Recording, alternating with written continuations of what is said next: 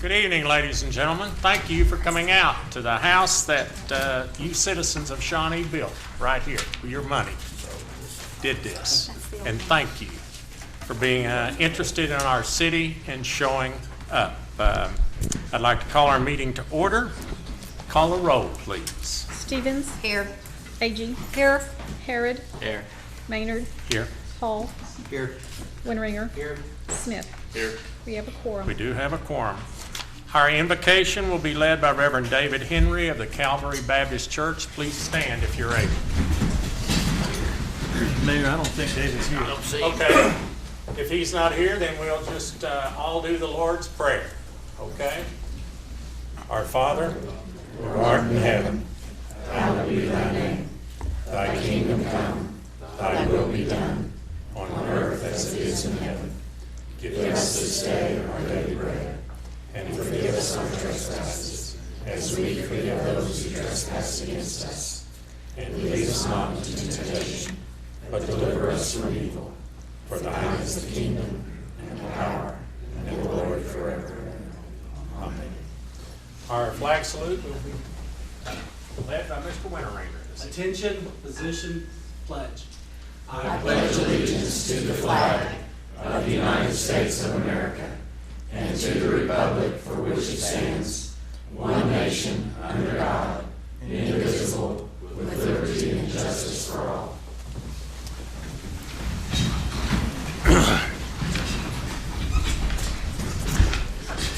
First item on the agenda is to consider approval of the agenda. Do we have the right agenda here? I thought there was a revision. The printout is the old agenda. The correct one is online. I have an extra correct one here in case somebody needs it. It Yes. should be the You have most it recent online? one. I don't have it online. I didn't know there's any addendums or anything, or changes. This isn't the most recent. There's an on. It's not. Yeah, the traffic commission. I think what's missing from the one we have printed is to authorize Mayor Maynard to nominate City Attorney Marion Carnes. That's not on our printed agenda. That's the only difference. Okay, it's on. It's on. It was added, I think, on Friday afternoon or Yeah. something. Still met the limits. I think that's the right one. Well, go ahead. I won't take your. Well, I know I've got an extra copy. Here's an extra. I have it. Okay. So I'll entertain a motion to consider approval of the agenda, now that we've got it kind of straightened out. Was we going to pull anything out? Not there. We're not on the consent agenda. We're just on the regular agenda. I'd so moved. Have a motion by Commissioner Harrod. Do I have a second? Second. Second by Commissioner Hall. Call a roll, please. Harrod. Hall. Aye. Winringer. Aye. Smith. Stevens. Aye. Agee. Aye. Maynard. Aye. Motion carries. Item number 2 is consider approval of the consent agenda. I'd like to announce that we'll pull items B, G, and I are being pulled for discussion. I'll BG give you and time H. to look at, BG and H, Is that it? may be my That's a, mistake. okay, that's a typo. No. Okay, B, G, and H. No, it's I, sorry. I thought it was It is I. I, I'm looking at the wrong agenda. the one I gave you. I had it right on the Just for Okay, clarification, everybody take your time and look at those items so you for see that's clarification the ones is, that, on my paper one, It's it wrong. Look at says your paper. H. It's wrong. Don't look at your paper this, one. forget this one. Things we were clear about that a while ago. okay? It's at the bottom right. We just now. I'm gonna pull, Thank you. I'm announcing that we will pull B, G, and I for discussion, Okay. if that's okay. Linda, you got that? Okay. Move we accept the consent agenda with those exceptions. Okay, we have a motion to approve A, C, D, E, F. Second. I have a second by Commissioner Winteringer. Call a roll, please. Harrod. Aye. Winringer. Smith. Aye. Stevens. Aye. Agee. Aye. Maynard. Aye. Hall. Aye. Motion carries. Okay, let's open up the discussion on item number B and G. B is the City Hall parking lot improvements were not budgeted this current fiscal year as a project. but there is enough funds in the unallocated 302 street fund balance to do the project of the city commission approves, if we approve the project for letting for bids at their March 4th, 20 commission meeting. Since funding would be taken out of the unallocated fund balance, if approved, then it will not impact any other budgeted project.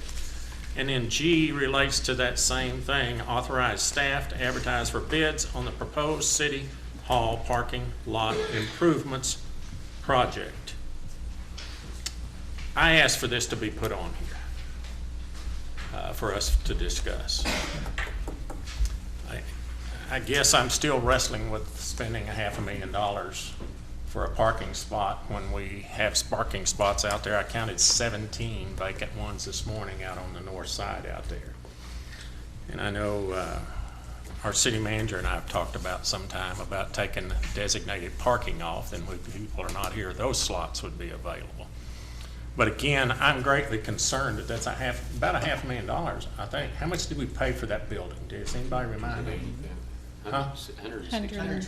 Oh, I'm sorry. I thought it was like 200. So it's 100 and It was some, 127. 127, and then this. So it's about 300 and what?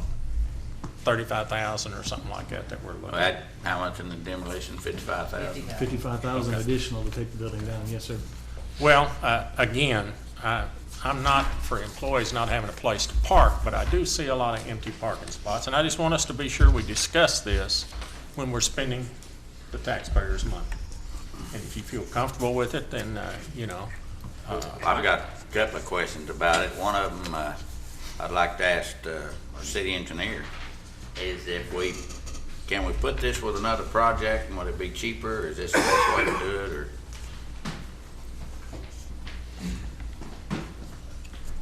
I don't think you would, because it's kind of a standalone project by itself in the parking lot right there on its own site.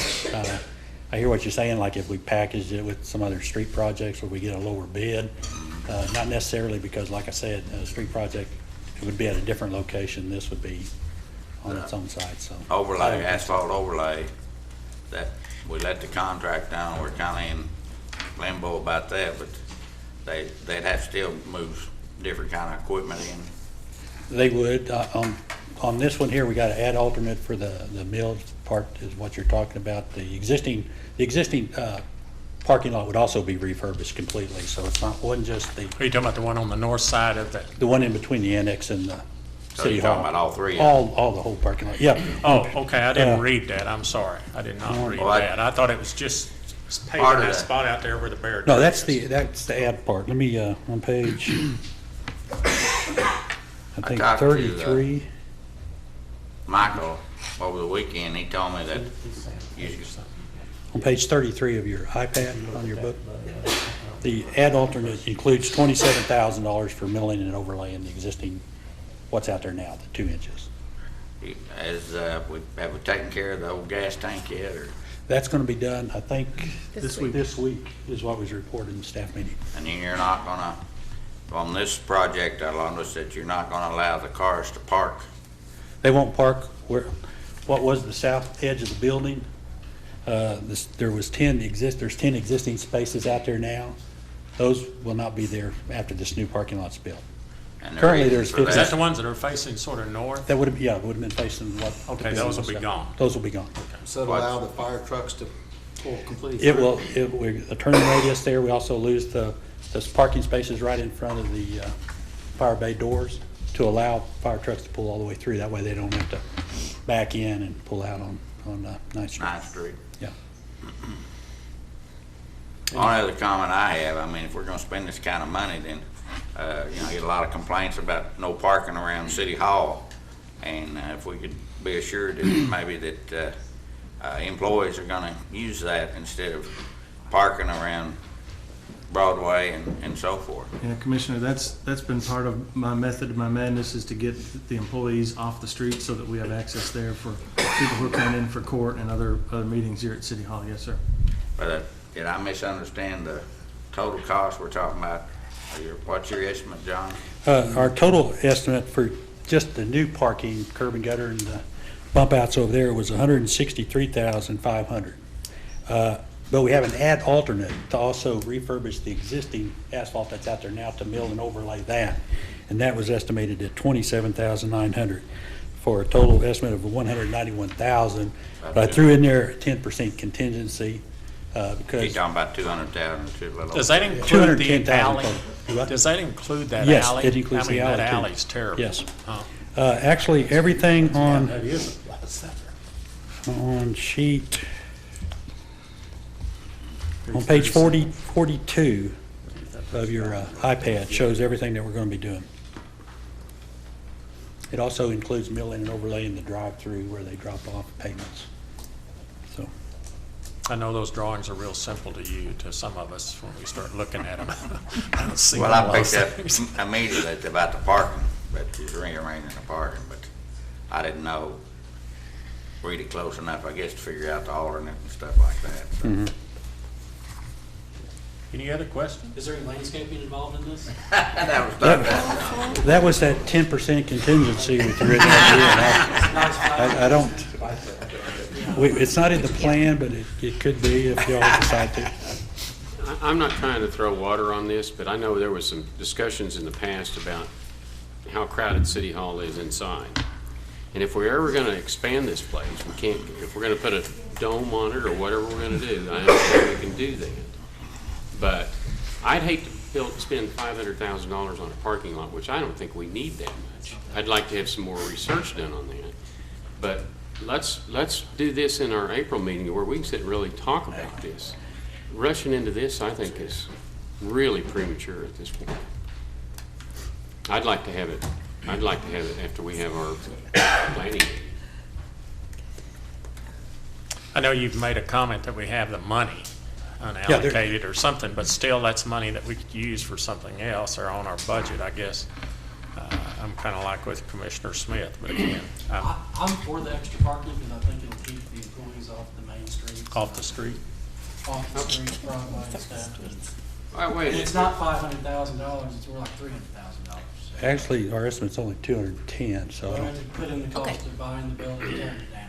right, well, that cost is already there. But is there, but Regardless- is there any project? We've already done that, so I mean, But you know what, John, is there any project that you all would consider more critical, more higher priority than this? I mean, really, I mean, I That's a understand loaded it's question. unallocated money, well, right now, but really, I mean, right now, if you say this is the most important, well, I'm not gonna say that. Okay.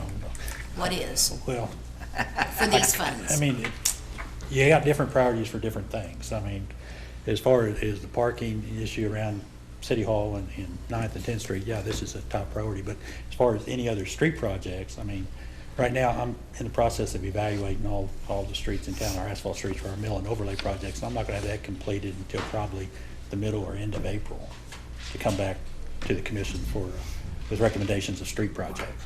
But for the number of people that will be served, are you able to say that this is the most critical project? For the number of people that will be served, I mean, not just a block or. Well, it depends on what you, well, in trying to alleviate the parking in and around the downtown area, yes, I would say so. It also allows the fire department to be able to pull in and pull out through, and I think that's a good safety. Public safety. Part of it. It does add Yeah. about 70-some parking spaces, but we lose 10. We could get all the city employees, you know, in the City Hall proper complex, so to speak, and it'll open up parking spots for the businesses on 9th Street that we constantly get complaints about. So with employees parking in front there on Broadway and on 9th, so.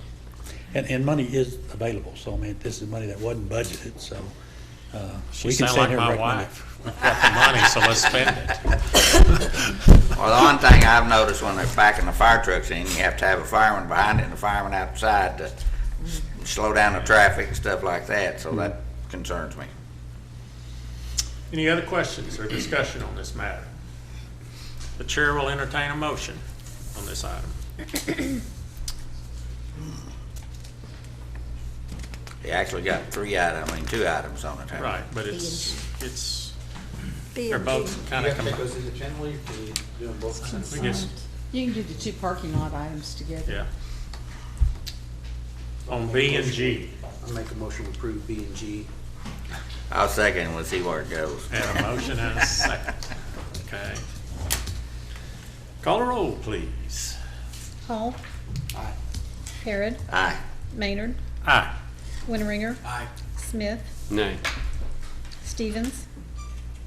Aye. Agee. Aye. Motion carries. Okay, the next item that we moved, which is open. Yes. I want to reiterate, Mr. City Manager, about Yes, sir. the parking. I'm going to take care of it. Thank you. Okay. Yeah. And the trucks that we see parked out here, water trucks and gonna all be that, dealt with. will all be gone. All Won't be in the, Yes, sir. okay. Our next item is the open discussion on item number I. I guess I'll find that to read it here. Traffic Commission recommendations, discussion, consideration, and possible action to approve bike route map. Staff recommendation, staff recommends approval of the request. The board recommended denial of the request. I understand we've got a lot of citizens here, okay? And so we're going to let you have a chance to speak on this matter. I know many of you are very interested in speaking. I'd like you to keep it short. When you come up here, state your name, and please don't say the same thing for the saving of time that was said by the person in front of you. Is that, you mean during citizens' participation? No, we're going to do it here. I have the power to open it up here. For a public hearing? Well, it's not a public hearing, we're just going to get input on it. Oh, okay. It's just discussion and let. One Right, Mary Ann? question before we go, Mary Ann. If we'd have just say we approved this, which one would it have been? If the staff recommended approval and the board recommended denial, then, which one would we have been voting on? Well, fortunately, that hasn't happened, so we don't need to speculate. We'll just let you do it all in one thing.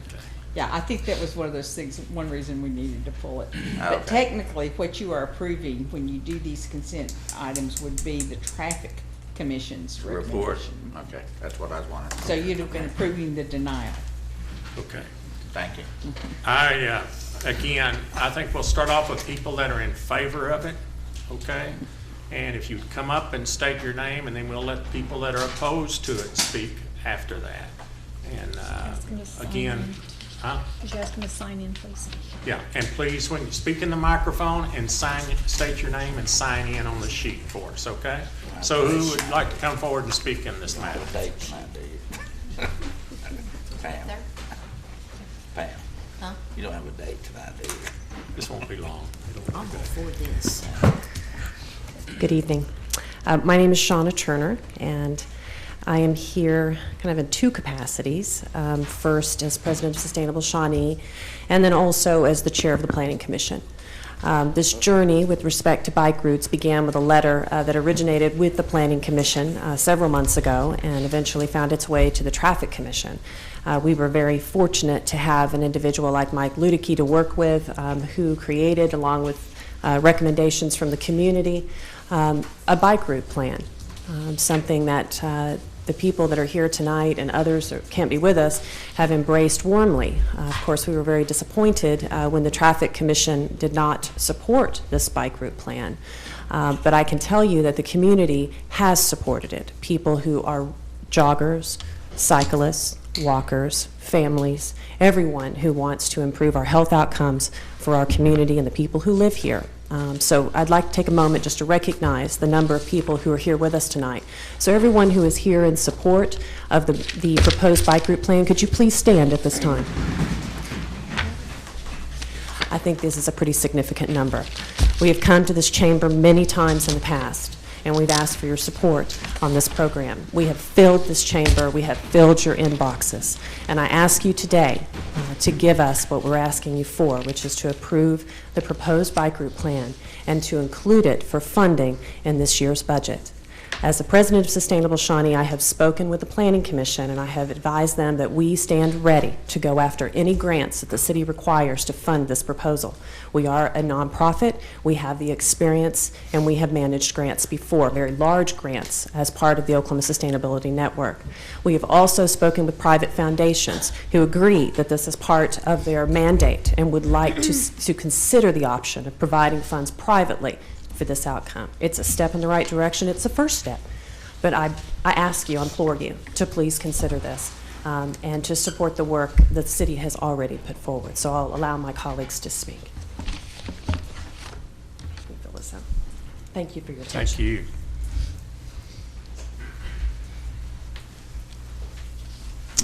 Anyone else?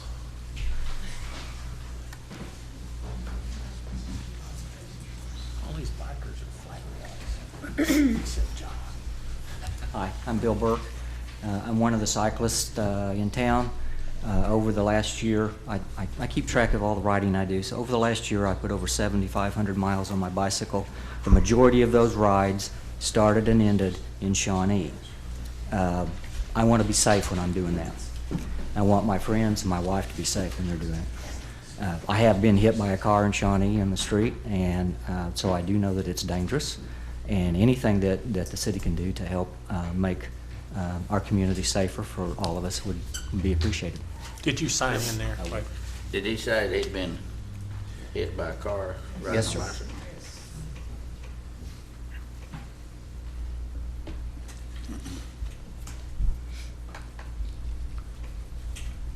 Thank you. Any others that would like to speak in favor of this?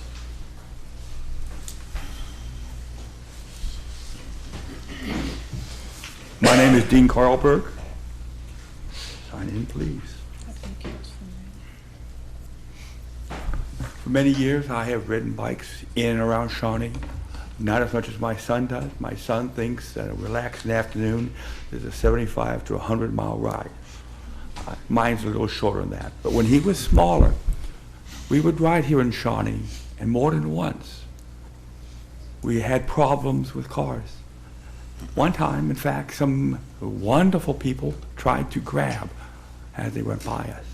If we had bike lanes, identifiable bike lanes, that probably would not have happened. Within the last year, here in Shawnee, I have been run off the road 3 times. One time, I got the license number, I called down the license number, and they laughed. They said, he has the road. So, we need bike lanes. I lived in Europe for 7 years. I went to the Netherlands on vacations. They not only have back lanes, they have complete bike areas, or their own bridges, their own way. And people do ride. We have a problem in this country of obesity. Anything we can do to help people, children, parents, even the elderly, out to ride and to exercise and maybe to get their weight down and improve the health of our country, we should do it. Thank you. Thank you.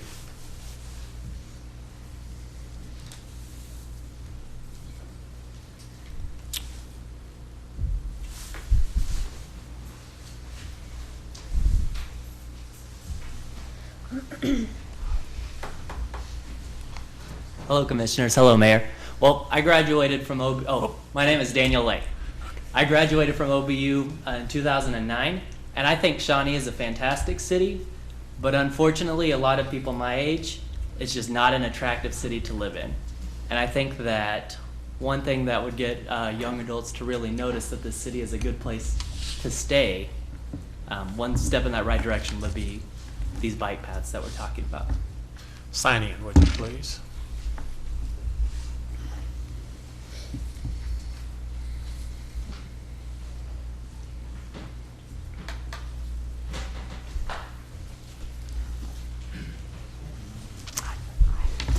My name is Monica Mullins, and one of our previous speakers mentioned the obesity epidemic in our community, and that used to be me until I started riding a bike in our town. And I was able to use cycling and running in our community to get healthy and to be fit, but it's very difficult.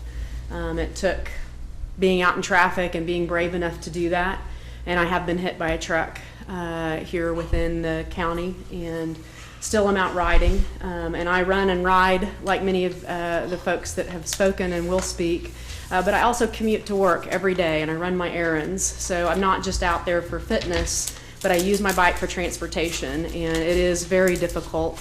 I've been yelled at and cut off, and I think that bike lanes don't solve all of those problems, I know that.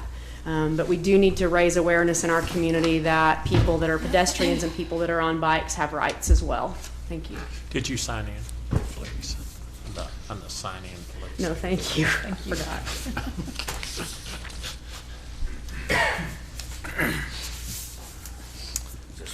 Thank you.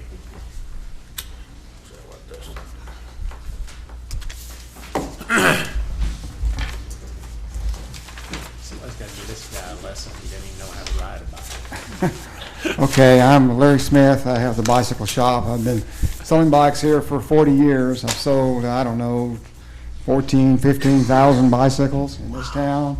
I'm sure Walmart, Kmart, and all those people have sold a lot more bikes.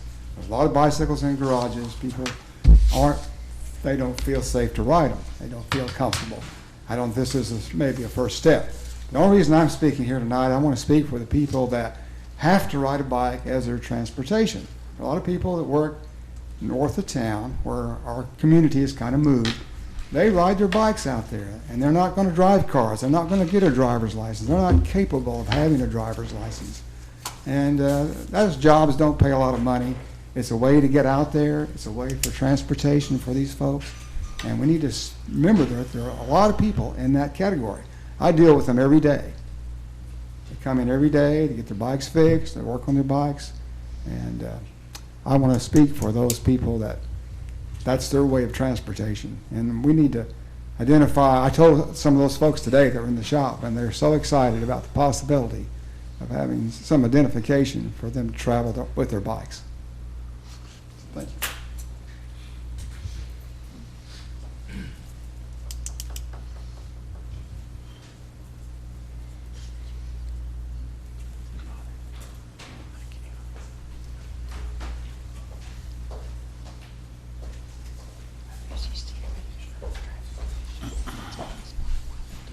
My name's Michael Capo, resident of Shawnee.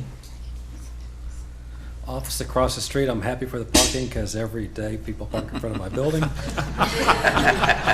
happy about that. I'm a recreational cyclist. I too have been hit by a car. I don't ride as much as Bill does because I'm fatter than Bill. But if you would have asked me as a recreational cyclist which roads to mark, I may have chosen some different roads because as a recreational cyclist, there's different interests.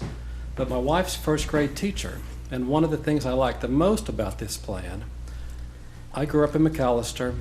From the time I was in probably the second grade until I was a sophomore in high school, I rode my bicycle to school every day, to elementary school, then to middle school, then to high school. If you drive by schools here in Shawnee, you're not going to see many bicycles out front. I think one of the great strengths of this plan is that it links as much as possible all the schools together, where a fourth grader, an eighth grader, a second grader who may not feel comfortable riding their bike down a fairly busy road can take their little neighborhood side street to one of the wider streets and then have a bike lane or bike signs to let them ride to school. I think that's an important thing. It's exercise, it's transportation. I think that's a great strength of this plan. It's not just about those of us who may ride 2, 3, 4, 5,000 miles for recreation, but it's about investing in our children. So I applaud Mike and those that drew the plan for thinking not just about those of us who have the fancy bike out riding for exercise, but those who are our future. So thank them for that. Thank you. Any others would like to speak in favor? Is there anyone here that's opposed to this? Please come forward.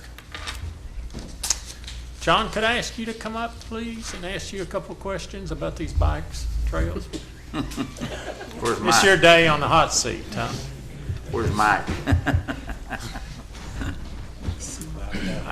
I need some clarification of things that I've heard. Now, they're talking about signs is what we're talking about now, right?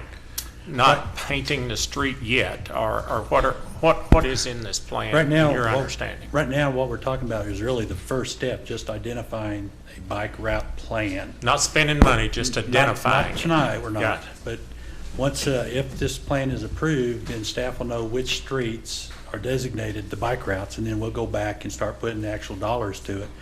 And in this budget process, we'll be proposing projects to have it signed, have signage on the bike route. This is not proposing bike lanes.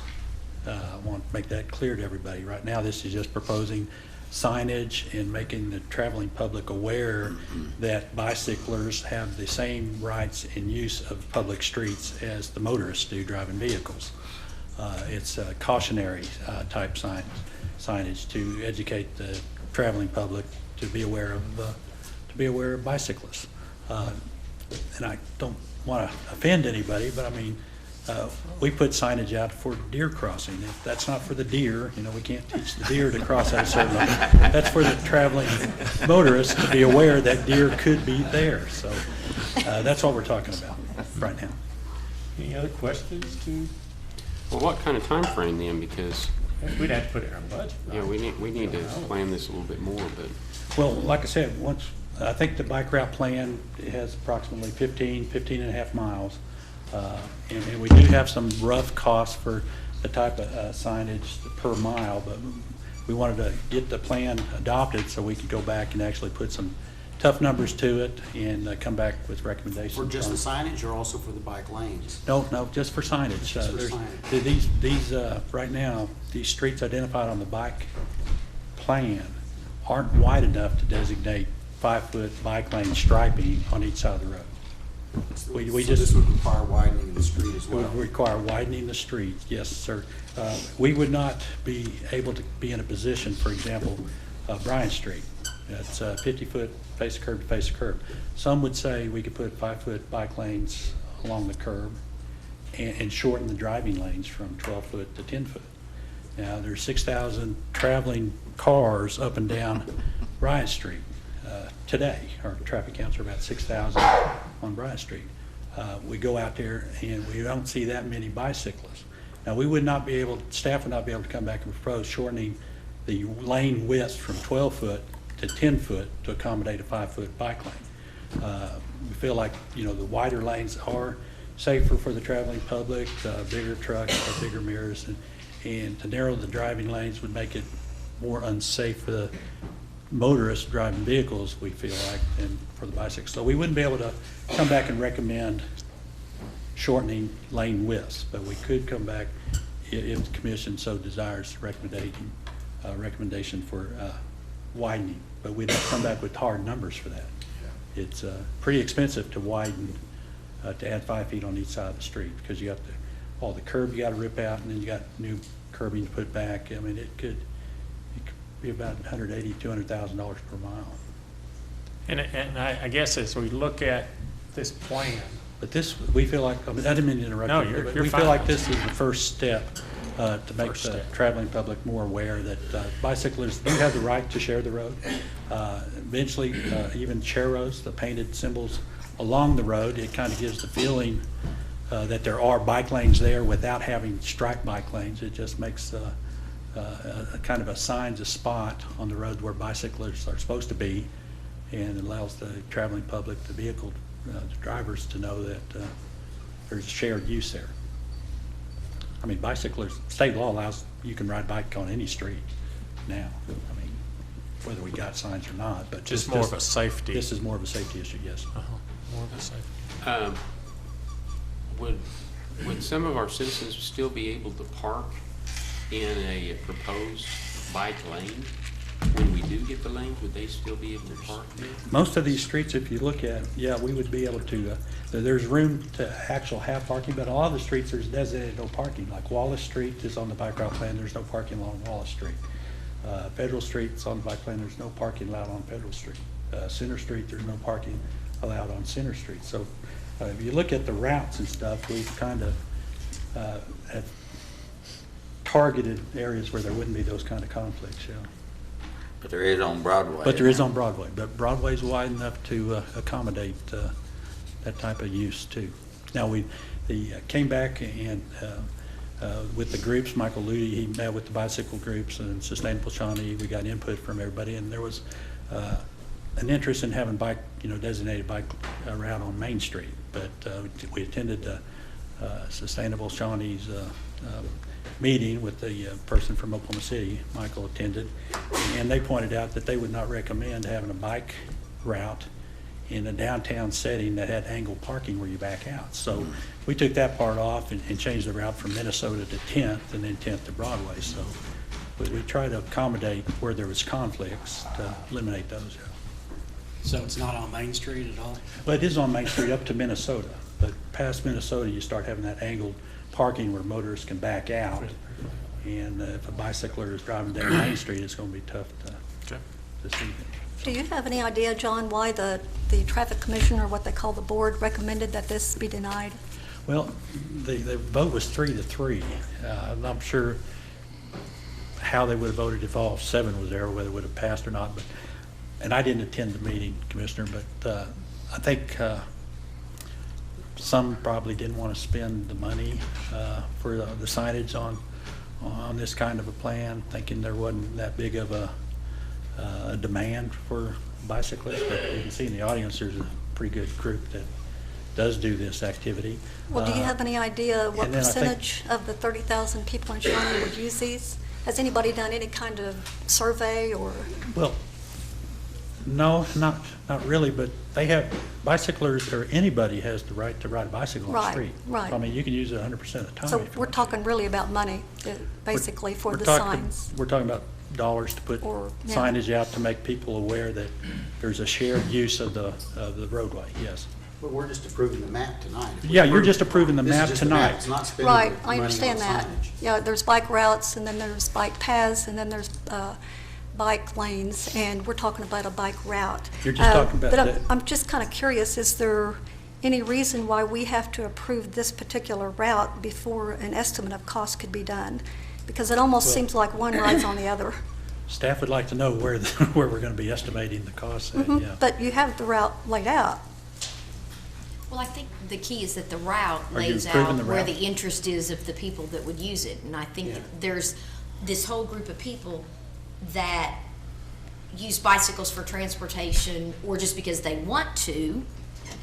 There are people that use it strictly for exercise and for their health, and then there are the kids that use it. I mean, Right. I live right in the middle of Union Street. Everybody in Shawnee knows where I live. We have, 4 people that live in our house and a half of people, and we all have working bikes, and we use our bikes. And I ride my bike to the office. I ride my bike wherever I go, and just about kill myself on Broadway Street, and understand that, that's not for exercise. I use it for transportation. If I want to exercise, I get on my feet and I run somewhere and just about kill myself on the sidewalks on Broadway Street. So, it doesn't matter what you're doing around here, you're gonna get hurt. Whether you're on a bike or not, but we never have. We've never allowed our children to ride their bikes on Union Street because it's not safe. I wonder, I know So- we've had a lot of federal money for the sidewalk or Safe Route to School program. Has there any thought been put into, rather than having a route along Broadway and along Bryan Street, and I don't know what kind of impact it would have on Bryan if they ever did decide to open that interchange. Is the traffic going to increase along that road there? And what kind of impact is bicycle sharing a lane, since we don't have bicycle lanes? With that traffic during rush hour or maybe at night, we're going to have to add additional lighting. What kind of long-term costs? I just don't feel like I have enough information tonight to answer all my questions to make an intelligent decision on this. And I'd like to We're see not- it deferred until we can talk about it. Commissioner, we're not proposing any costs or anything I like that right know, now. but it has been said Right. multiple times that this is the first step. Well, we need to know what the routes are so we can come back and propose projects to you. And that has to be officially voted on by the commission before you can sign numbers to that, right? Well, there's different options. There's just the share the road signs. There's Uh-huh. also bike route signs. There's also combination share the road Right. bike route signs. There's those arrows that are painted on the road. And Yeah, all those but- are different options, got different costs. So we haven't proposed a combination. My concern, though, is the route, too, because, like I say, what impact could, if we get an interchange at Bryan, have on the traffic on that street? And for the next 18 months or so, they're going to be working on Kickapoo. Right. So that a lot of that traffic may be rerouted to Broadway. How soon are we talking about moving forward on this and that sort of thing? I mean, when I saw the packet that we have and this on the consent agenda, my first thought was, I don't have enough information to make a decision on this. And you have answered some of my questions tonight, but I'm still not real comfortable with it. Commissioner, the main information you're looking for is the cost, and, you know, unless we're Well, told not which just the routes cost, are, it's going to be tough but to the put cost impact. to it. No, it's the impact on the driving public too. Right. You know, it's the route, it's the street along Bryan. I'd just like to have some more information on that. We're not, in my opinion, we're not doing lanes yet. No. You know, it'd be nice if we could, but we don't have enough money. We're not gonna do Right. lanes. This is just approving the map. We approve it's the first step. They can get some estimates on signage, even if we get signage just for the bike routes. We're not changing anything on Bryan Street. We'll put up some signs, worst case, in a few years, if they do open up the interchange, we may have to move it. We can move the signs. You know, I don't think we're gonna, until we widen the road, which would be a lot of money, you know, we're pretty safe. It's a safe thing to say, let's do it. Well, and I think unless you've ever ridden bikes or been outside of Shawnee, America, or outside of Oklahoma, America, and ridden bikes somewhere other than in town and country neighborhood like John and I did as kids riding our bikes to Wilson School, you don't understand that bikes can actually function on highways. I know it's weird, but they really can. They can be on highways with cars going really, really fast, like Autobahns, and they can function. They can go from being, you know, on a really fast highway to all of a sudden being in a metropolitan area with lots of cars and lots of buses and lots of smart cars and lots of taxis and still function, and people don't have wrecks because it's all about the awareness of we're all here together, and this is all about traffic and moving people. Moving people regardless of what you're in, whether you're in a smart car, a four-wheel drive, look at us, double cab trucks, or a BMW, or a bicycle. It's all about people moving, and until we start raising awareness in Shawnee, America, we're never going to get there. We're never going to be anything other than roads that have our big old pickup trucks sucking down gas. And we talk about obesity. I'm sorry, but we talk about, you know, people around here are fat. Let's just call it what it is. They're fat. They're fat, they're out of shape, and they're not healthy. Sorry, I don't mean to offend anyone, but you know what? Really, and until we start raising awareness, we're never going to change the way we think. And putting up signs saying, hey, remember that you may have a guy on the bicycle to your right, don't run over him. That's okay. I'm not really saying that bicycling is not a good thing. I'm just saying, as far as the route, has everything been thought through on this route?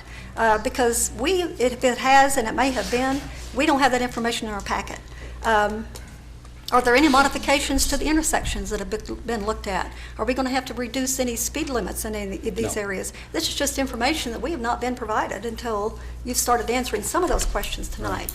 But it's just the route itself. Okay. John, is it possible to put signs up around town just as cautionary to bicyclists instead of, I'm a bicyclist, I would like to see a route, I don't really like the route going down Federal, down the big hill and all that stuff. I think it's dangerous if you say this is a bike route, some kid gets on there and crashes into a car because it's a route. We could do that on random streets, but the goal was to try to do it on streets where the bicyclists are using. That's why there was meetings with the bicycle groups and got input from the public. And this is a combination of their input plus the traffic commission's input and staff's input on what route was best to use. Yes. I mean, we could put signs on any street, but it wouldn't do that much good if they weren't being used. John. Just a minute, I see a couple of problems.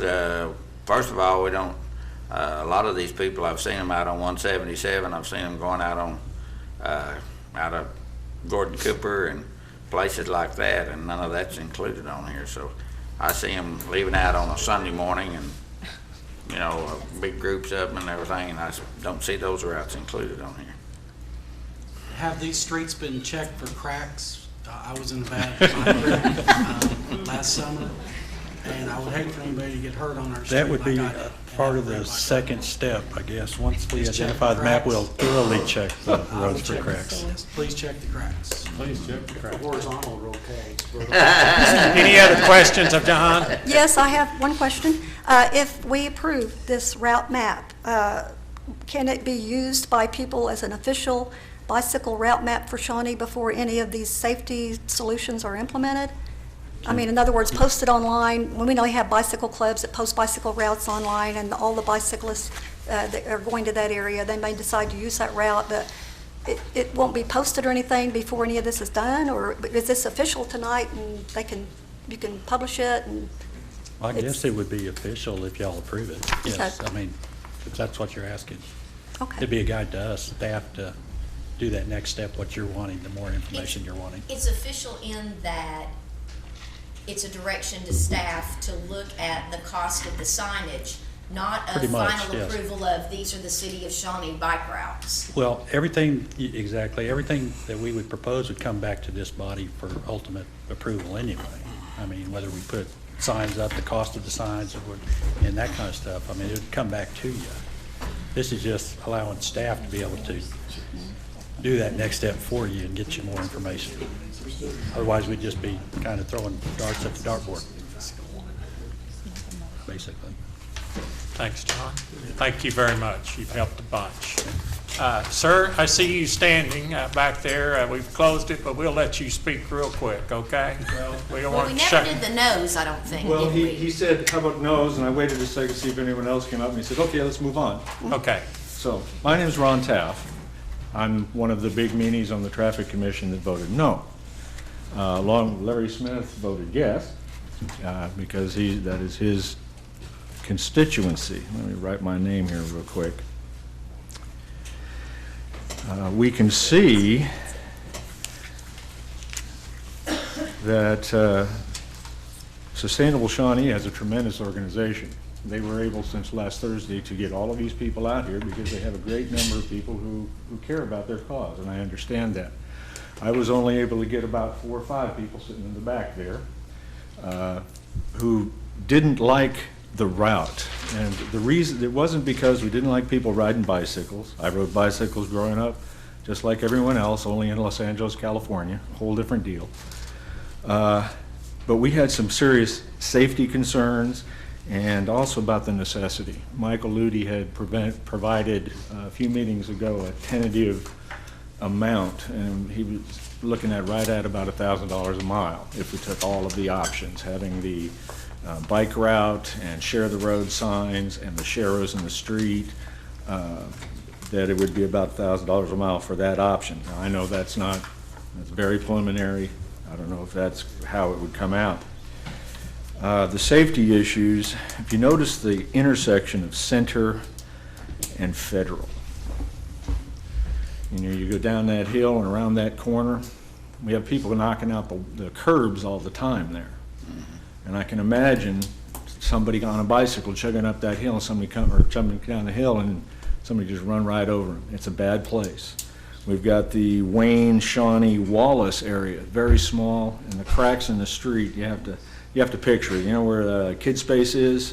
Turn right there at that stop sign, you turn left down Shawnee, and then you turn right on Wallace. And there's cracks in the street there, quite a few of them. It's not a really great area.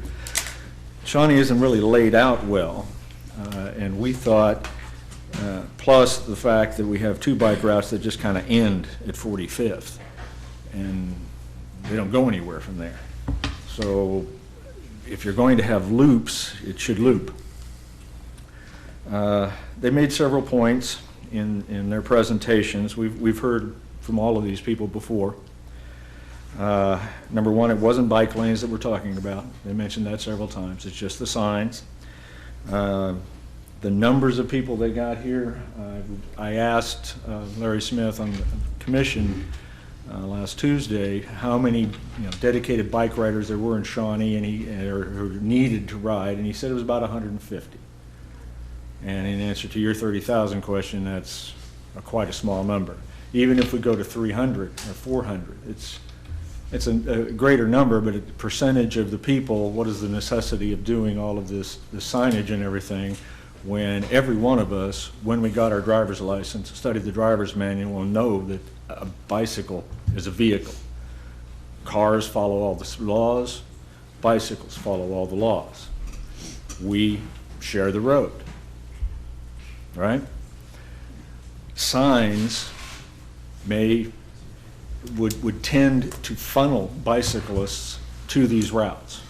And with the safety concerns, we just thought we couldn't vote for that. They mentioned Europe, different place. Health concerns, obesity. I don't see how a bicycle route would help the obesity of those who aren't going to ride bicycles or aren't going to do anything about it. If you are wanting to get rid of obesity, you just do it. That's a personal decision. It's not something the city should be involved in, the individual health. Children riding on side streets, children are riding on side streets now, sharing the road with everyone else. And any sign would not control the activities of those kinds of people that would try to reach out and grab a bicyclist or scream at them as they went by.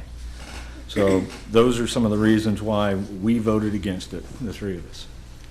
Did you sign in? Yeah. Thank you very much. Thank you. Well, we've had a lot of discussion. The chair will entertain a motion. I move we approve the proposed map. Second. We have a motion by Commissioner Hall and a second by Schneider. Schneider, could I call the roll? Hull. Aye. Stevens. Aye. Agee. Nay. Harrod. Nay. Maynard. Aye. Winteringer. Nay. Smith. Aye. Motion carries.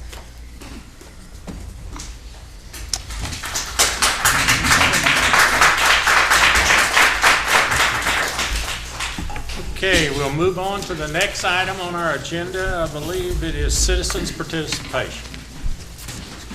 Uh-oh, we got, No, we shouldn't have popcorn, did we, yeah, but what, can we restrict who comes up for citizens' participation? I wouldn't do it. You wouldn't do it? Oh, okay, well, we'll let it. Okay. State your name, sir. My name's Marty Lewis, and I'm Superintendent Gordon Cooper Technology Center, and I'm going to have a completely unrelated topic for you. I just want to bring to the attention of the commission and anyone else that happens to hear my comments about a partnership that the Shawnee Police Department as well as Gordon Cooper Technology Center have engaged in for about 6 years now. And we have the chief back there, Chief France. This partnership has basically been allowing the Shawnee Police Department to utilize space on our campus here in Shawnee, and that space is basically unrestricted. And I want to give you some facts and figures so that you will know that that partnership has certainly been one that has borne a lot of fruit and really made a difference as it relates to law enforcement training in this region. In 5+ years of this partnership, over 3,000 law enforcement officials have been trained in various ways in this community, predominantly because of the Shawnee Police Department, but also at our facility there in Shawnee. That relates to well over 30,000 training hours. Law enforcement training is a big deal to the Shawnee Police Department, and part of the I guess contingency of our permitting them to be on campus, and they have an entire building that is their building. They office there, their simulator is there, their driving simulator as well as their firearm simulator, and we want them there because they not only provide tremendous training for the police department locally, but they provide it for the entire region. And that 30,000 number and those 3,000 individuals represent law enforcement throughout the region. Tribal, other cities, state agencies, et cetera. I could go through the different topics, et cetera. Chief France certainly deserves a lot of credit for his desire to have a well-trained law enforcement workforce. Right now, Sergeant Steve Leader is kind of your lead training person that you may or may not be aware of. Prior to him, I believe Sergeant Bryson Moore was in charge of that.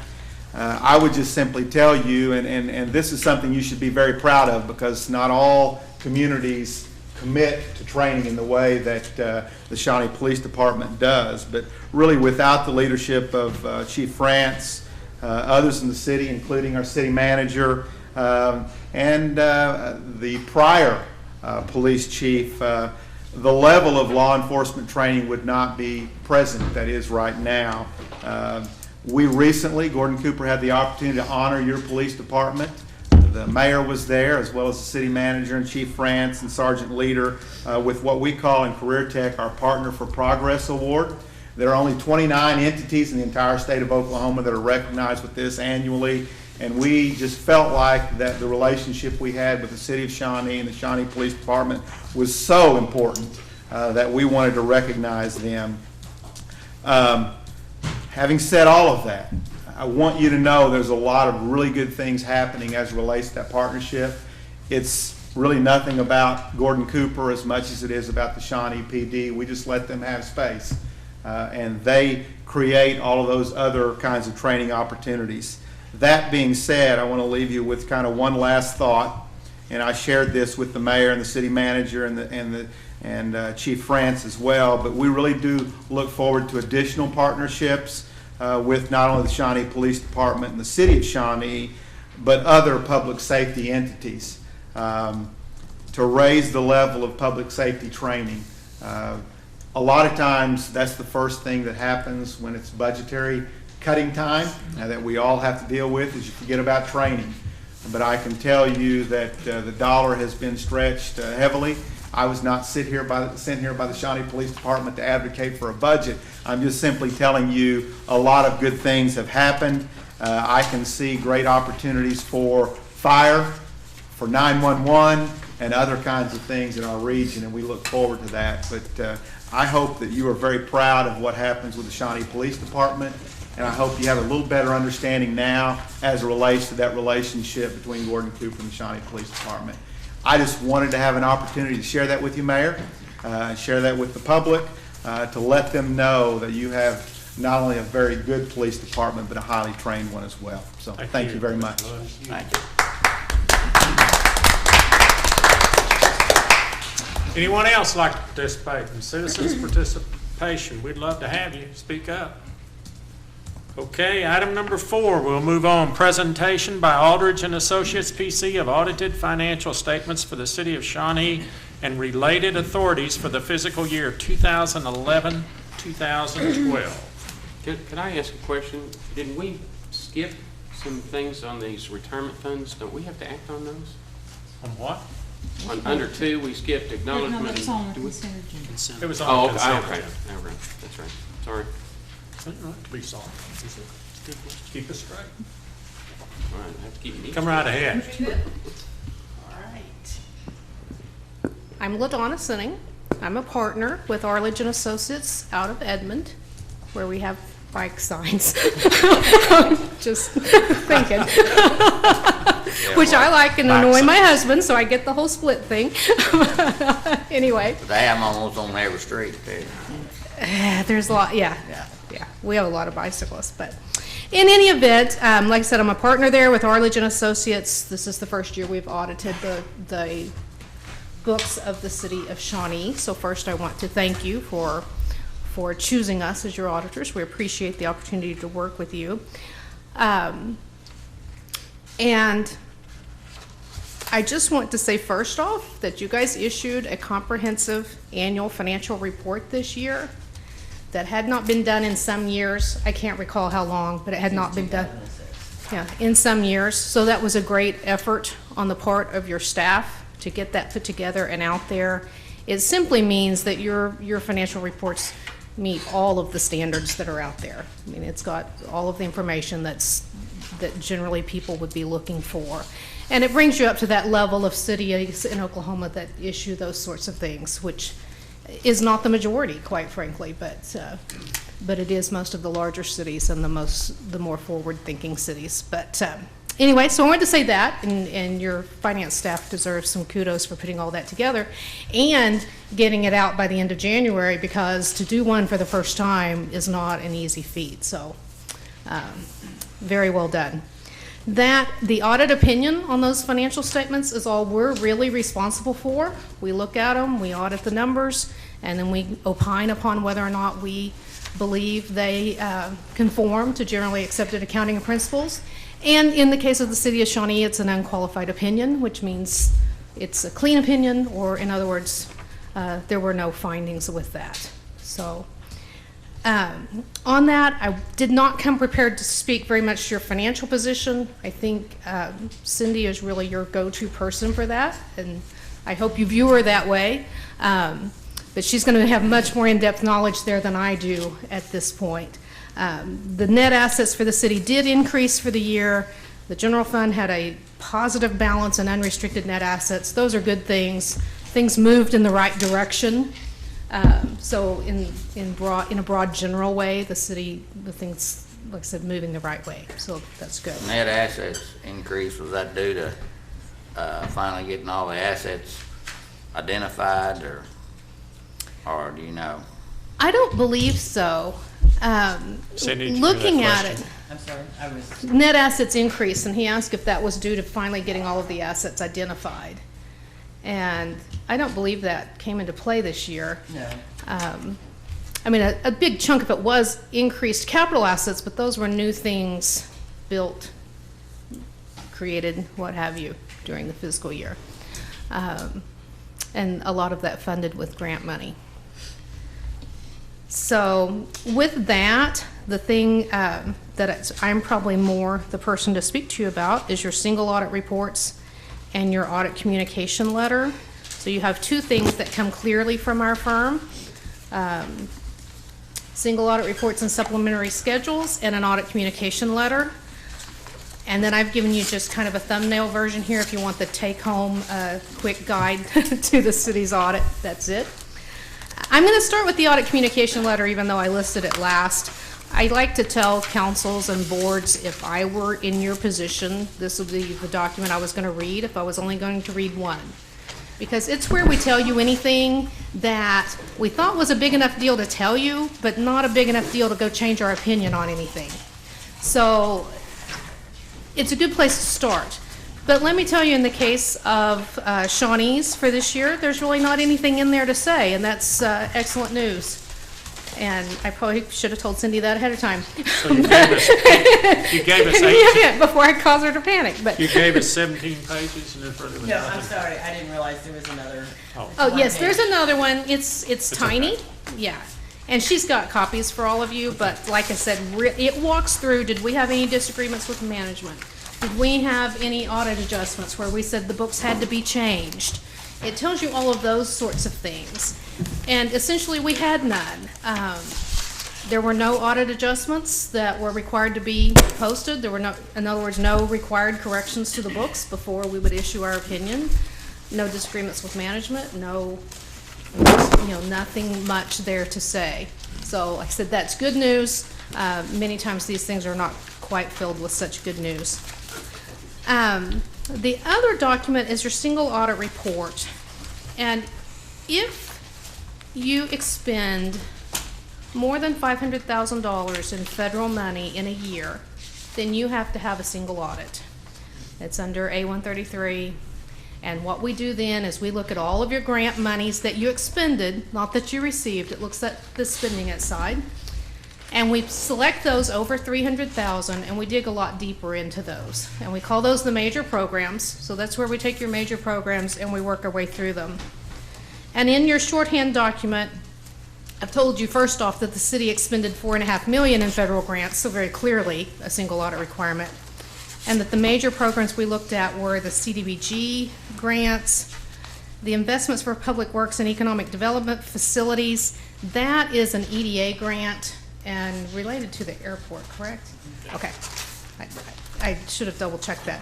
And then the airport improvement program, which is the airport grant that's from the FAA. So those are related, but from two different government agencies. On those, we issue an opinion on the compliance for those major programs. There's 14 compliance requirements. We look at whether or not they're applicable, whether or not they're material, and then we opine upon whether or not you complied. And it was an unqualified opinion. So again, good news. We did have a couple of findings related to major programs, and those are where those, those are in here in detail. One's related to the drawdowns of federal grant money, and the other one's related to reporting. I think both of those, I expect they'll be resolved. I think both of those related to an outsourced contractor that was supposed to be doing those things, and I understand that. Unfortunately, the city's still responsible, so it's kind of one of those situations, but I think management has some good recommendations and good approaches for how to prevent that in the future, so I'm comfortable that they will be. Is that normal that you, on a grant like that, that you have to, you say outsource that for your payments and procedures? In a city the size of Shawnee, I would be really surprised if it was not outsourced. And we audit a 24 to 27 or something cities in Oklahoma.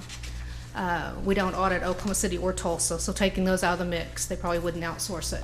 But really, of the ones we audit then right below that cut of those top two, I think maybe the city of Lawton would be the only one that doesn't outsource, that actually has in-house expertise, because you just don't have those grants running all the time. And so if you hire someone in to do it, you don't, it's such a specialized area. Let me put it that way, that if you hired someone in to do it, you're probably not going to be able to keep them busy year after year after year. So most people outsource it. So there's a fleet of people out there that do this for cities and manage these grants. And unfortunately, some of the findings are not all that unusual. So what, is there a problem with it? Pardon? Is there a problem with it? We just got this tonight. Is there a problem with that grant? I don't think there is a problem that is material to the grant. As I said, our opinion was unqualified.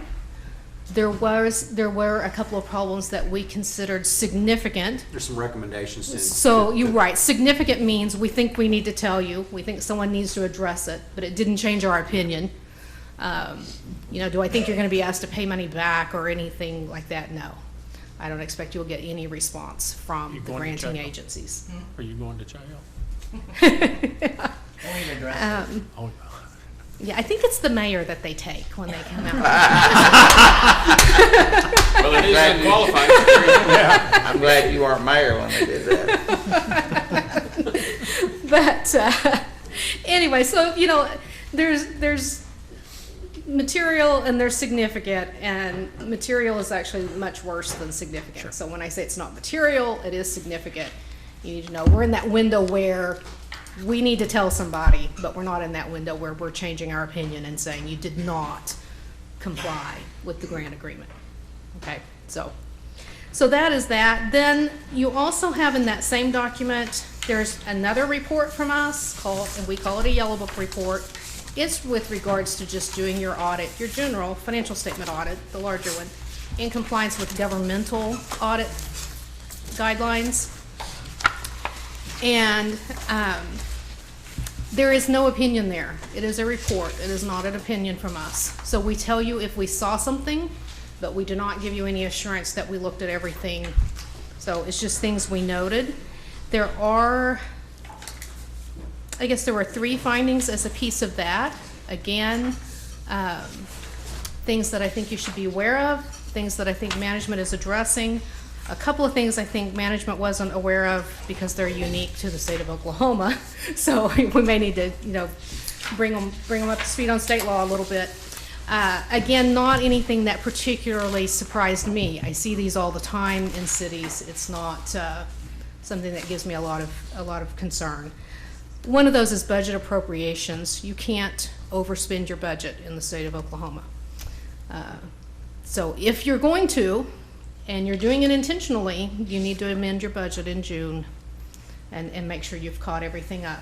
Now, sometimes you can get caught on it because your financial statements are issued on an accrual basis, and you do your budgeting, you run your reports all year on a cash basis or a modified cash basis. So when we change that basis of accounting, cities can get caught in the middle and suddenly you were over.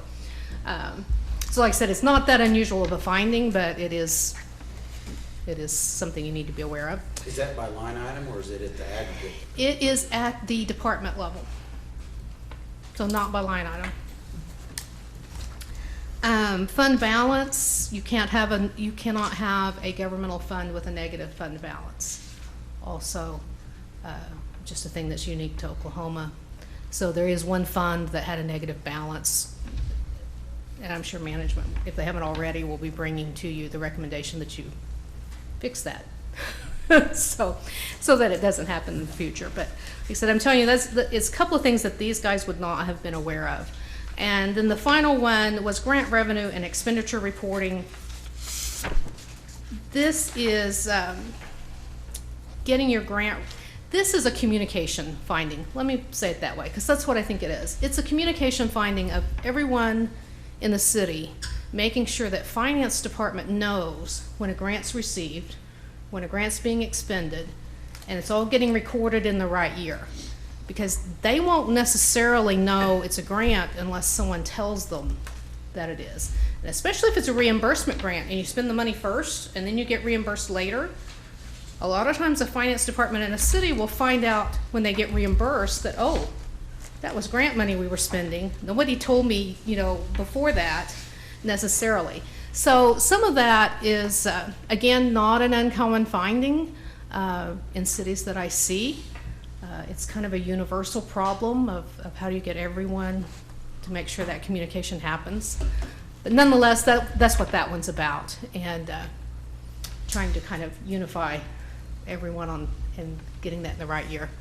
So, because you have to, back to the single audit piece, the reason for that is when you spend the money, you have to report it as an expenditure of federal money then, even though you have not yet submitted the paperwork and gotten reimbursed. So that's why finance has to know, because they have to record it then that we're spending grant money that we've not received yet. So it gets a little tricky on the communication piece. Those are the things that we had. I'm more than happy to answer any questions you guys have to the extent that I can. Guess we don't have any. Thank Yeah, you for I've the got good. Oh, you do? I've got a couple on the audit itself.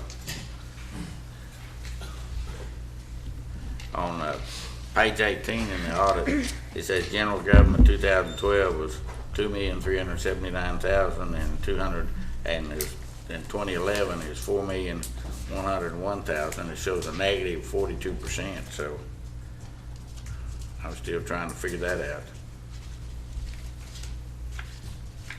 I'm going to let Cindy look at that because I walked out of my office without a hard copy of that larger financial report. Oh, the page or anything? Page 18.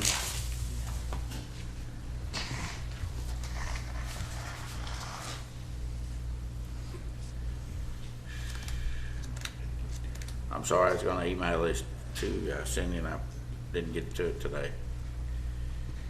Did this over the weekend.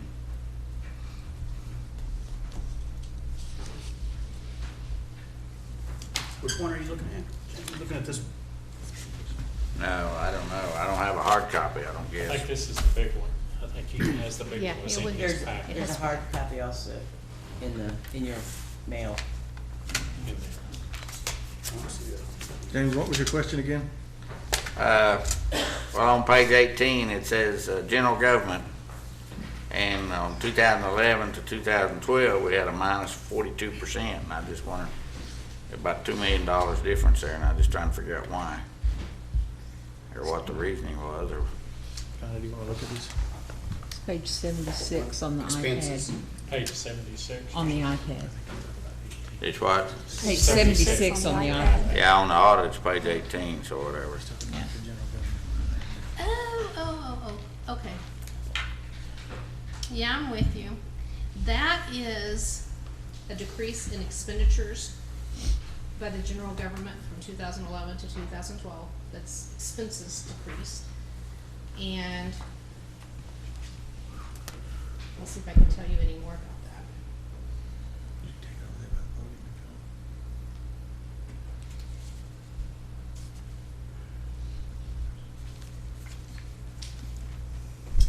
Yeah, I don't know offhand what the difference is between the years.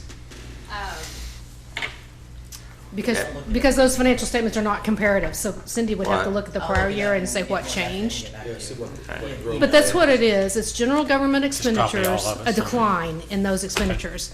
Oftentimes, that's driven by a decline in grant revenue. I mean, You find something else, if I had to James? guess what it was. Yeah, on page 19, it says the general fund balance increased by 15%, 14.9%. I couldn't get that to come out right.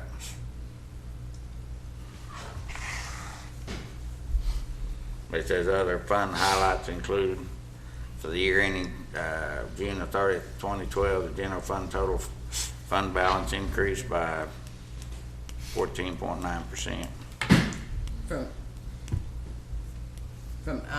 That's additional fund balance from revenues over expenditures this year. Just for that 1 year? Just for that 1 year. Oh, okay. But that, I mean, that wasn't clear to me. On page 50, then it talks about compensated absences. And I was gonna mention that to the city manager, it looks like something we need to take a look at. The compensated absences is actually the accrual of a vacation and 1/3 of sick leave. And it is high, it's about $2 million. Yeah. Well, what I'm saying is, I don't know that most organizations, when do you start accumulating leave, I guess is my question. The day you start. Not 90 days, or do they have a probationary period? There's a probationary period of 1 year. You cannot use sick leave, I think, for 30 days, and I don't think you can use vacation for 6 months. But it still is a liability on our books. I'd like to see maybe what other cities are doing, you know, on that, because that seems kind of, I know in most organizations, they don't start immediately with accumulating leave time. The other thing was on page 59, it was about, I'm talking about on the audit, about two different figures on the retirement liability. One shows a retirement liability of over $6 million, and then unfunded accrued liability is just about $3 million. So I was trying to figure out what's the difference in the two figures. I'll pull the actuary, that's where they got that information and get it to you all. Okay. Where's he reading that? James, Oh, will right you- here. Right in the middle of the page there. Page 59? Yeah. By the Yeah. audit. You have an actuarial liability, but then some of it's funded, and that should be the difference of what's unfunded. But Cindy will pull the actual actuarial I'll report get a copy to you guys. so that you guys have the definitive report from the actuary. But like, I'm trying to say, there are two numbers. There's how much you owe for pension, but you've already paid some of that in. And so then what's the unfunded piece? Which is the piece that should concern you, really. But yes, good questions. The accrued compensated, compensated absences. Yes, thank you. Those are high. And if you read through the whole audit communication letter, you will see that we mentioned that as a footnote that we brought your attention to. That it's high. Other post-employment benefits, which are not funded, is another estimate that's in there that we'd want you to be aware of. Okay. Any other questions? That's it. Thank you. When did we get these? The single audit, she just brought one for tonight, but the full financial, they were in your boxes last week. and then they have to I electronic. haven't seen, my problem is this is a lot of information for somebody like me to swallow, and I'd like to have had more time to really look at it. Well, we actually are not approving it anyhow, are we? That's right, you're not. No. it's just Take all the kinda- time you want, and then whenever you have questions, just call me and make an appointment, and we'll. Okay. We can bring Ladonna back for questions by commissioners. We can set up Yes. some times to meet with commissioners, whatever you guys would like to do. Yes, I can come back. You're also welcome to call me or email me. That's just fine. In the stuff with our letterhead, you have phone numbers for us, so give us a call. Thank you very much. I appreciate Thank you. it. Thank you. Thank you. Okay, at this time, we will recess our city commission meeting and convene our Shawnee Municipal Authority. We do have a quorum, so item number one, I'll call it to order, but item number one is consider approval of the consent agenda.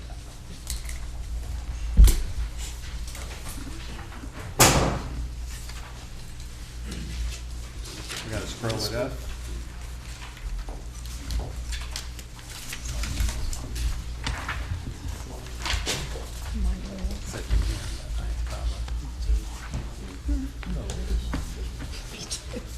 Motion to approve? We have a motion to approve the consent agenda. Do I hear a second? Second. Have a second by commissioners. Can you call the roll, please? I can. Winringer. Aye. Stevens. Aye. Agee. Aye. Harrod. I know. Maynard. Aye. Hall. Aye. Smith. Aye. Motion carries.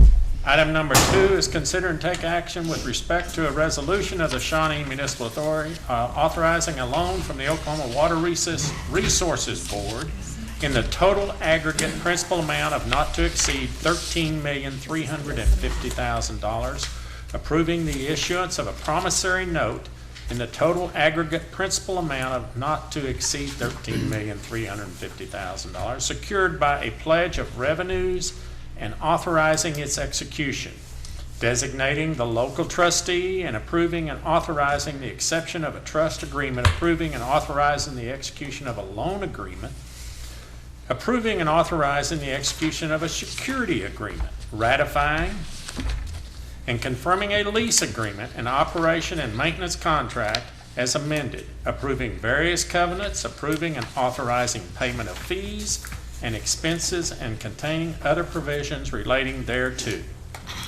Discussion. I just have one question. This is for the city manager. You sent us an email on this on February the 6th, and we voted on the resolution February the 11th. How prior to February the 6th were you aware that this was going to be coming to us for consideration? At most 2 weeks before that. Okay. Would there have been any chance that this could have been brought to your attention sooner? I'll probably let John and Alan advise to that. Okay. I met with those gentlemen when I was in Stillwater, probably the middle of January. I want to say it was the 10, 11, 12 or something like that of January. We talked about it. They were still putting the pieces of the puzzle together at that town commissioner, and then probably called me the very next week and said, hey, we need to move on this because we wanted to put it together with this issue. So Okay. it happened pretty quickly. I knew it was coming. I didn't know it was coming this quickly. Yeah, okay. It just seemed like we were kind of under the gun to get that resolution approved very quickly. And so I was just wondering what led up to that. Thank you. What was the date of that? February the 6th is when we got the email. We had a special meeting on that, didn't we? 11th. February 11th. Yeah, February 11th was For the called a resolution. special meeting because we needed to try to tie it into and get that paperwork done, I think, the way I understood it, to tie it into that big bond, large bond. Right. Okay. Do y'all recall that I conversation? recall the special meeting, you know, I think I know where Linda's coming from. It just seems like we're being rushed into a decision here, and I talked to Brian quite a bit today about this. I mean, there's parts of it I feel good about, and parts of it I still don't know if I really understand it well enough yet. And like amounts on there, some of those things I have questions on, but again, it's just a matter of, we've just got to do better in the future. It's a good thing for us to learn, and in the future, we've got to look at it longer and harder and earlier if at all possible. If we approve this, is there still an opportunity to negotiate the transaction fee down? I think if commissioners want to set a benchmark for city management to sit down with the bond counsel and the financial advisors, we'd be happy to do that. I think I'd probably prefer that they spoke to that, but we certainly will take that direction from the commission. Well, and something I hope that we would all remember, none of us are subject matter experts in this. I mean, I'm an attorney, I'm not a subject matter expert in this. I have to rely upon the people that we hire, which is our city manager, and for him to seek out our subject matter experts. We're not subject matter experts on how to build roads. And sometimes you're not gonna understand everything. You're not gonna understand all of the intricacies, and I don't think that's what we were elected to do. I think we are supposed to be the common people up here to represent the constituents and be able to rely upon the people that we employ. And so I hope that we just don't spend the future, everything that comes before us, just getting so, and y'all hear it all the time with me, just let's don't get so far down in the weeds that we can't see the overall picture and to truly see what our job is here, which is policy making. Okay. But I think we do have a duty to the people that we represent to make sure that when we do vote on something, especially an expenditure of several $100,000, to have an understanding of what we're voting on. Absolutely. But you know what? I mean, in turn, I hate to say this, I could have asked you earlier when the last time you rode a bike in Shawnee was and if you'd been on all those streets. Well, I have been. You're not a subject matter on riding a bike on Shawnee streets, I can tell you that. I know for a fact. So, I mean, I'm not trying to be critical, it's just, come on, people, let's don't get so bogged down that we can't rely upon the people that we're employing, which is our city manager, our city treasurer, and the experts that are sitting right here that we're paying. There's more than one expert. Okey dokey. Do we need anything from you? Mr. Chairman, would you like to, I would. I think we have some questions. Sure. My name is Alan Brooks. I'm with the Public Finance Law Group in Oklahoma City. Chris Gander and John Waldo are also here this evening with BOSC, the city's financial advisor. Let me first address the timing issue. I mean, this is a transaction we've been looking at for a long time and evaluating. Two things came about. One, we didn't want to come to the city with a proposal for a refinancing that we weren't certain we could deliver if you wanted to pursue it. So there were a number of meetings that were had before we met with the commission on the 11th of February. We'd had meetings with the chairman of PCDA. They are a component of this transaction. Without their blessing, we can't move forward. We had met with the Oklahoma Water Resources Board and their staff. We had done quite a bit of analysis trying to determine which vehicle made sense. In other words, did it make more sense for Shawnee to go out and issue bonds, publicly offered bonds? Did it make more sense for Shawnee to go to the bank and borrow funds on a tax-exempt basis? Did it make more sense for PCDA to do one of those two things, or did it make sense to go, for example, to the Oklahoma Water Resources Board program? We determined, in our judgment, our recommendation to the commission or to the authority was that we pursue financing through the Oklahoma Water Resources Board, primarily because of their AA+ credit rating versus Shawnee doesn't have an active rating now, but perhaps an A rating for Shawnee. We felt like overall transaction costs would generally be lower going through the Oklahoma Water Resources Board, and just all in all, we felt like it was a better transaction. A couple of things are driving timing, all right? One, we're in an interest rate environment. We're not at the very bottom. We probably hit that in November in terms of interest rates in all of our lifetimes. Rates have ticked up since then on this transaction. Had we done this in November, we might have been looking at interest rates 0.2% lower, 0.3% lower.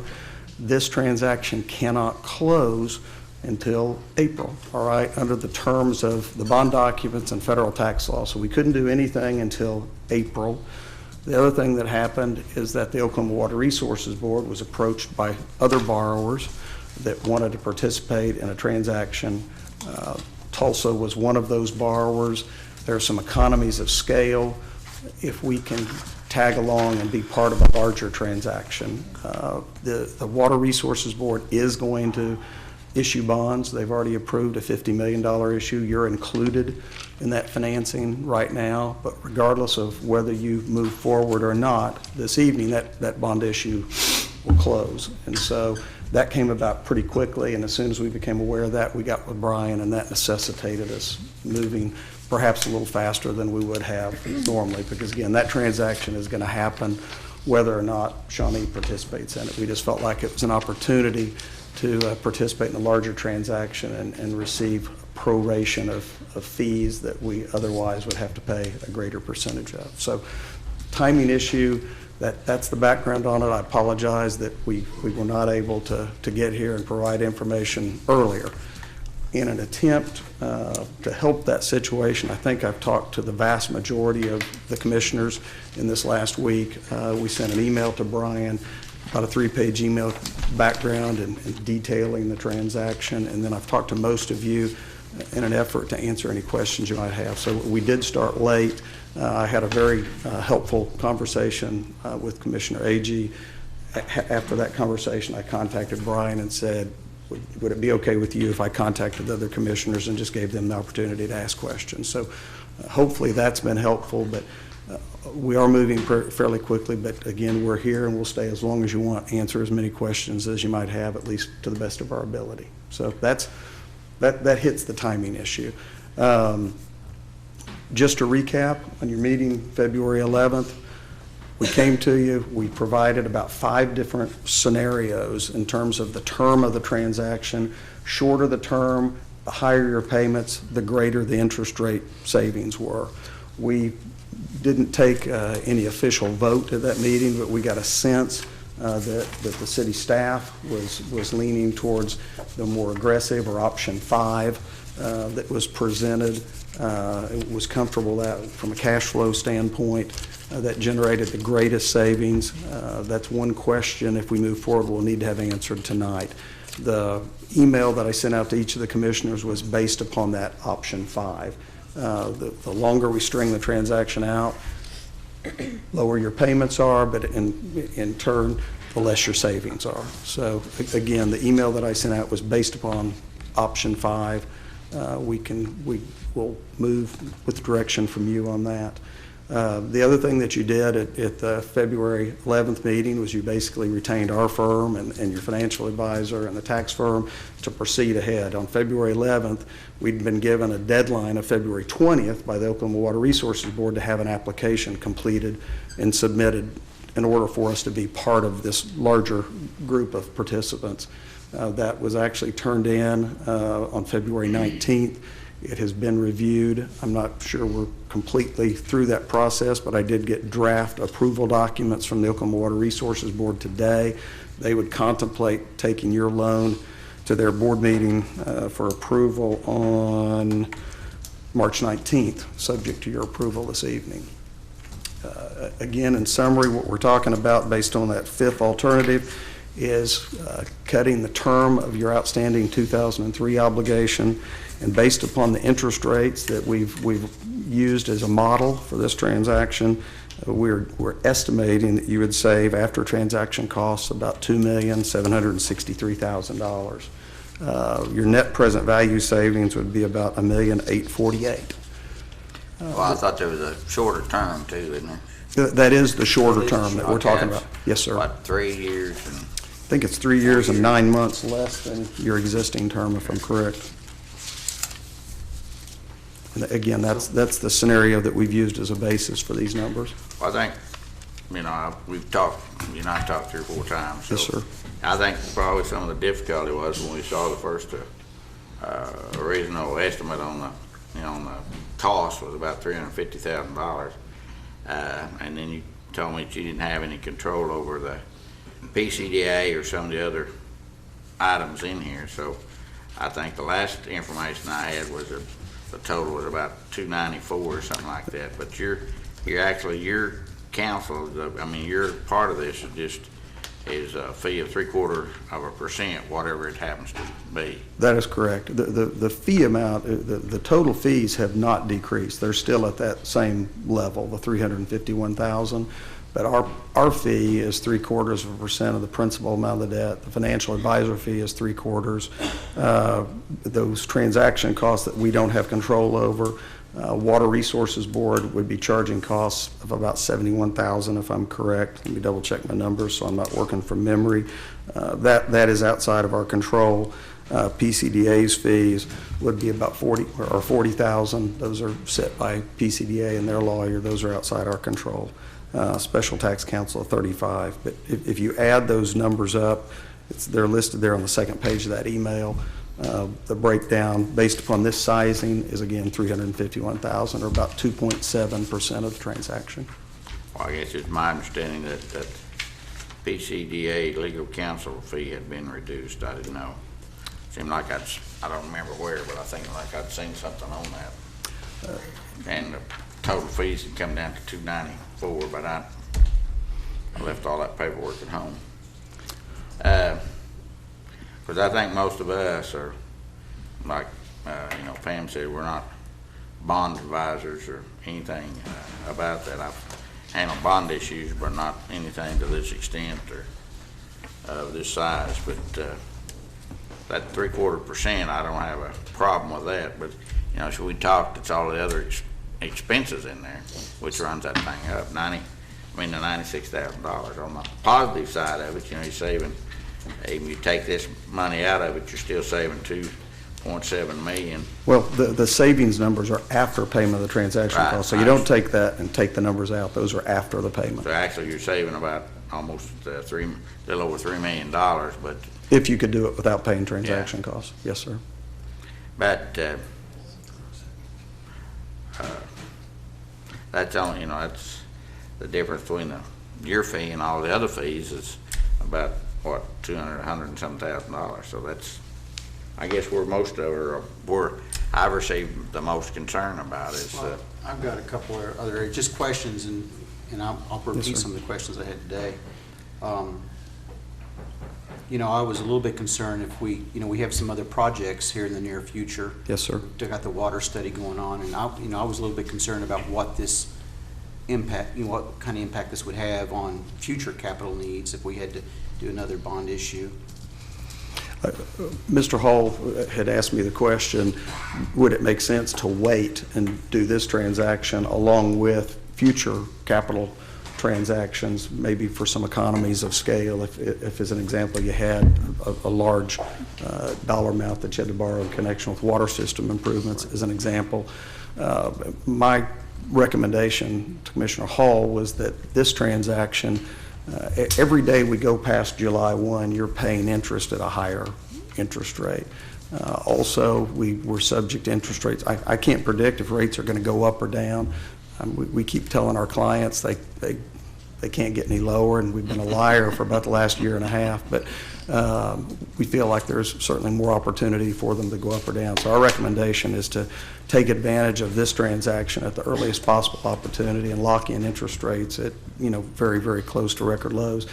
Any basic water and sewer financings that you do on a going forward basis, we would more than likely recommend that you access the Oklahoma Water Resources Program, but a separate program, their SRF program.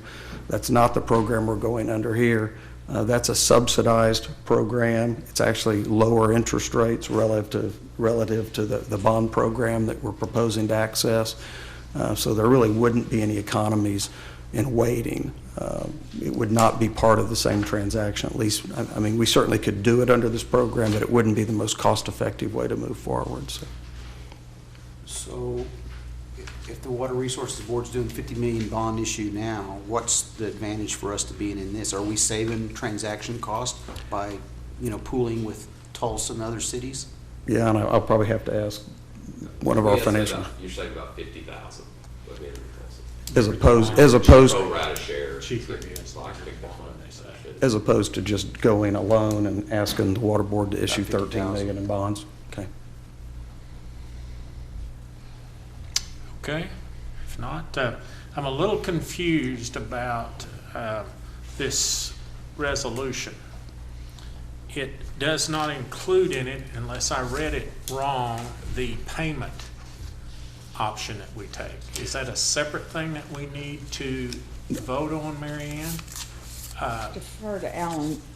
Mayor, you are correct. We couldn't put anything in here because we really didn't have any direction. That's a decision that we need this evening. So that needs to come after this, if we Yes, sir. vote on this. If you approve the resolution, you're approving a not-to-exceed principal amount and a not-to-exceed interest rate with delegation to the chair to sign off on the actual transaction once we have pricing. Again, So we need to consider this resolution, and then we need to pick out a plan. And I have a question about that. Yes, sir.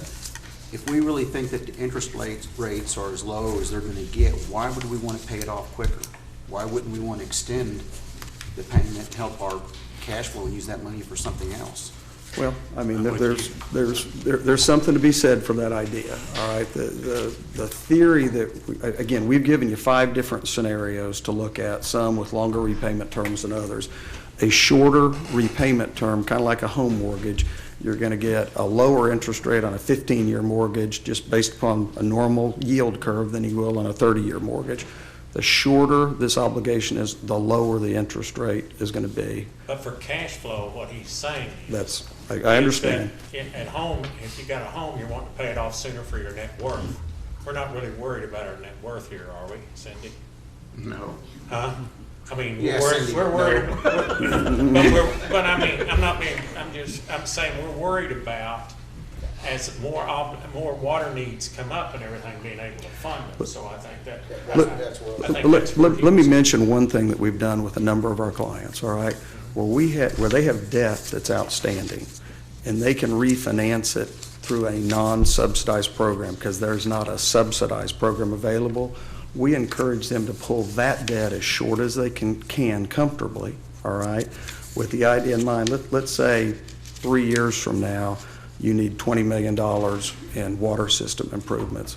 If you go through the state revolving fund program, which has a subsidized interest rate, you have the ability to structure that debt service where you push it out, all right, beyond your existing debt service. In other words, you work around existing debt service. So you're pulling in what we call kind of full market interest rate debt, leaving yourself the opportunity to push out that subsidized debt. And the effect is that you're able to generate more savings that way. We certainly can't predict what interest rates are going to be 2 or 3 years from now. You know, if we're comparing apples to apples, though, we would pull this one in and push that debt around the back end because it gets a subsidy that you can't receive here. You know, I don't know what a water tower costs, but, you know, when we get that master study done, we may have to put a water tower out north and east, and I don't know if we could finance it if our payments were lower here and we were accumulating more money in our fund, or if that was just my thought and thinking, what's the pluses and the minuses of paying it off early? And everybody kind of wants to pay things off early. But if I understand the strategy there, and if we can do that's in effect, you're doing the same thing. Again, this is a cash flow issue that I would really defer to. I mean, you certainly have the ability to pull these payments in the way we've described. Okay, where are we going? Any of the 5 Where will we be in options. 5 years? Y'all have to tell us this. What do you think? Well, of course. And then you can't do that independently. That's why I was saying if we had more time, if we knew what the water study was gonna tell us, you know, how much. We don't. That we don't, and that's, you know, that's the issue. You know, and I know that we'd have to do engineering, you know, it would take some time to be able to really spin something up, but we know that there's probably gonna be some capital there.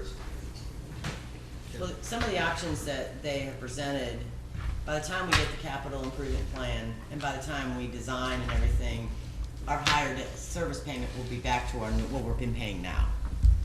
That's what I was saying. I mean, on these options, we've worked with Brian and Cindy, and on the one you're talking about, the one we're talking about shortening it, you're only getting bumped up for 3 years. We're bumped up by $500,000 per year, and then it drops right back down. So I'm sorry, you're talking about that last one? Yeah, it dropped back to about 100,000. Well, it says 3.75 years shorter. Right. By adding $500,000 to the first 3 years, it would be, and a little bit extra 13, it makes it where you can shorten it up by about 3.5. Oh, I didn't understand. And we won't be And ready then to it's borrow gonna to fall spend back money down Oh, I didn't. rather than that whole to plan. just 100,000 more. I'm sorry, I So didn't by understand you're just loading up that front end and it's going back But I down. didn't know that we were gonna wait 3 years. I mean, that was. So I think we'll have it studied by the time you decide what you're gonna do, welcome to our government. Well, You still got another year on the study, hadn't you? Probably the end of December, I think, Steve, is when that's supposed, when our work is supposed to be And to complete get on everything that. else in place, it would be a couple of years. Okay, so as I see it here, we need to consider a motion and a second for this resolution. And then we need to come back and vote on the payment plan. Is that, Well, you need to put the option in with the resolution to okay? make it all one. Okay, so we just add it to the bottom here. Is that what you're saying? The term. Yes. The term, okay. Well, of course, I'm concerned when you're talking about making $500,000 more payment for 3 years. We got people complaining about their water bill and everything else, so. Commissioners, it's not gonna break our hearts if you wanna be more conservative about your repayment schedule. I simply asked the bond advisor and the financial advisors to give us a proposal that would pay it off sooner, that was potentially more conservative, because I have 7 people that I report to, and when I talk to you guys, some of you are more conservative than others, and some of you aren't. So these options are here for your perusal. And if you guys want to revisit, and what we handed out, Exhibit B, page 1, up on the top, is the handout we gave Yeah, out that I day. got it here. And so you can see each of the 5 options. Well, maybe an option is a little road. But there's also something to be said about reducing your debt more rapidly too. I mean, when you're borrowing money, if you pay the guy back quicker, bankers are more willing to loan you money. And we've always had a very good ratio, debt to income ratio. So I As long as agree you have with- enough cash flow to do Yeah, as long as you have everything enough cash flow. Cindy, do we, look at me and tell me, do we have? I'm the- confident. You're confident we have the cash flow? I For would the have never next brought- 3.5 years? Is that what we're talking about here? Huh? Federal Right government's now, going on furloughs. the way the Right. water sales and everything, yes. I mean, I wouldn't have brought up the option if I didn't think Estimate couldn't afford it. Well, I have to rely That's on the- you. And that's the best savings option too. I trust your judgment, so. How many more water increases do we have? One. And how many more what? Water increases do we have? One small one. And it's a small. You gonna get me shot? Is there opportunity to reduce the transaction Okay. fee? The chair will entertain a motion on this.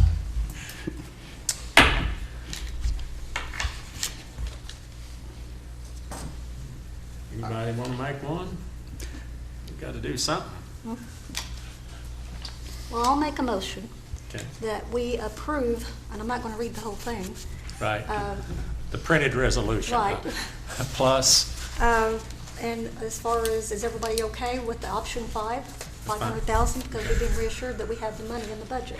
she told us we did. What happens if we run into a cash flow situation Right. 2 years from now, where we can't pay the payment, we just have to go back to the refinancing, refunding?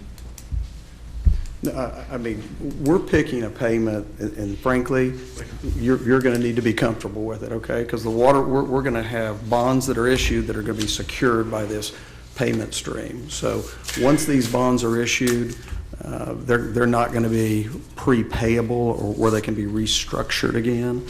So I think we need to feel comfortable with the cash flow With the today. rate study, the rates we're in right now, we've been budgeting $1 million for pipe bursting for water and sewer.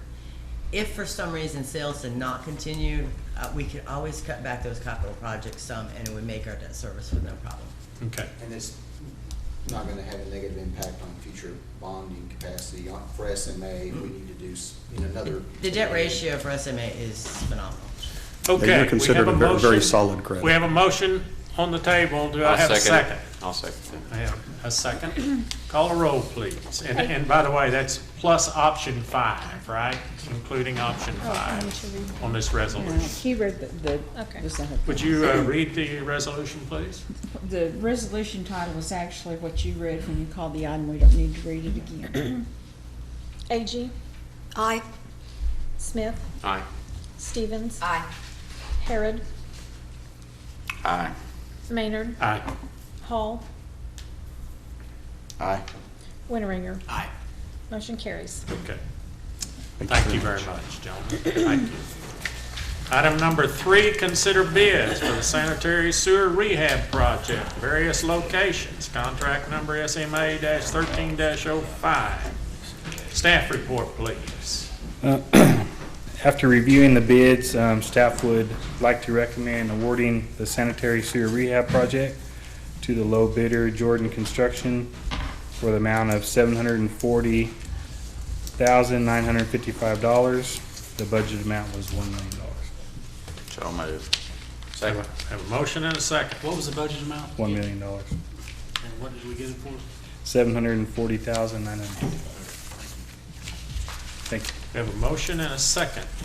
Call a roll, please. Harrod. Aye. Smith. Aye. Stevens. Aye. Agee. Aye. Maynard. Aye. Hall. Aye. Winteringer. Aye. Motion carries. Mr. McDougal, any new business? Commissioner, no new business or administrative reports tonight. Okay. That being said, we'll adjourn that Shawnee Municipal Authority, and I'll call to order the Shawnee Airport Authority. We do have a quorum. First item is consider approval of the consent agenda. So moved. Have a motion? Second. Have a second. Call the roll, please. Smith. Aye. Hall. Winteringer. Aye. Stevens. Aye. Agee. Aye. Harrod. Aye. Maynard. Aye. Motion carries. Motion carries. Okay, any new business? Mr. Chairman, no new business or administrative reports. Okay. We will now adjourn the Shawnee Airport Authority, and I'll reconvene our commission meeting. Item number 5 is consider and take action with respect to a resolution approving action taken by the Shawnee Municipal Authority authorizing issuance, sale, and delivery of a promissory note of the authority to the Oklahoma Water Resources Board, ratifying and confirming a lease agreement and operation and maintenance contract as amended whereby the city of Shawnee leased its water and sanitary systems to the Shawnee Municipal Authority, declaring an emergency and containing other provisions related thereto. You're just confirming what you just did. Yeah, what happens if we say no on this? If you one? say no, I just want to be sure it's on here. That's what we need to follow, right? That's the rules of the game. We have a motion. Do I have a second? Second. I'm Have a sorry, who motion made the now? motion? John. Okay. Call a roll, please. You made the second, Steve. Okay. Okay. Winteringer. Aye. Smith. Aye. Stevens. Aye. Agee. Aye. Harrod. Aye. Maynard. Aye. Hall. Aye. Motion carries. Item number 6, consider a resolution declaring certain items of personal property and describing said items no longer needed by the city of Shawnee and authorizing sale of items at the public auction. Stop, I'm sorry, we need to back up. Okay. We need to do the emergency on that, the separate vote on the emergency on that So moved. resolution we just did. Second. We've missed that a couple of times. I'm going to have to try to figure that out. It's a crisis. I It's need to. emergency. It's emergency? Yes. This is the Okay. emergency. Okay, call a roll, please. Harrod. Aye. Winteringer. Aye. Smith. Aye. Stevens. Aye. Agee. Aye. Maynard. Aye. Hall. Aye. Motion carries. Are we caught up now to Now number we're caught 6? up. Thank you. Okay, item number 6 again. Consider a resolution declaring, I've already read that, folks. So moved. Okay, I need a motion, and we got it back. Second. We have a motion and a second. Call a roll. Did you get who made the motion? Yes. Okay, thanks, Phyllis. Harrod. Aye. Winteringer. Aye. Smith. Aye. Stevens. Aye. Agee. Aye. Maynard. Aye. Hall. Aye. Motion carries. Item number 7. Guess y'all been waiting a long time, huh? Discussion, consideration, and a possible approval of a contract with the Water's Edge Aquatic Design LLC for architectural engineering services for the Shawnee Municipal Pool. Mr. Bryce, please bring us up to speed. Staff, along with the pool committee, is recommending that the city enter into contract with Water's Edge Aquatic Design for the construction phases of the new Shawnee Municipal Pool.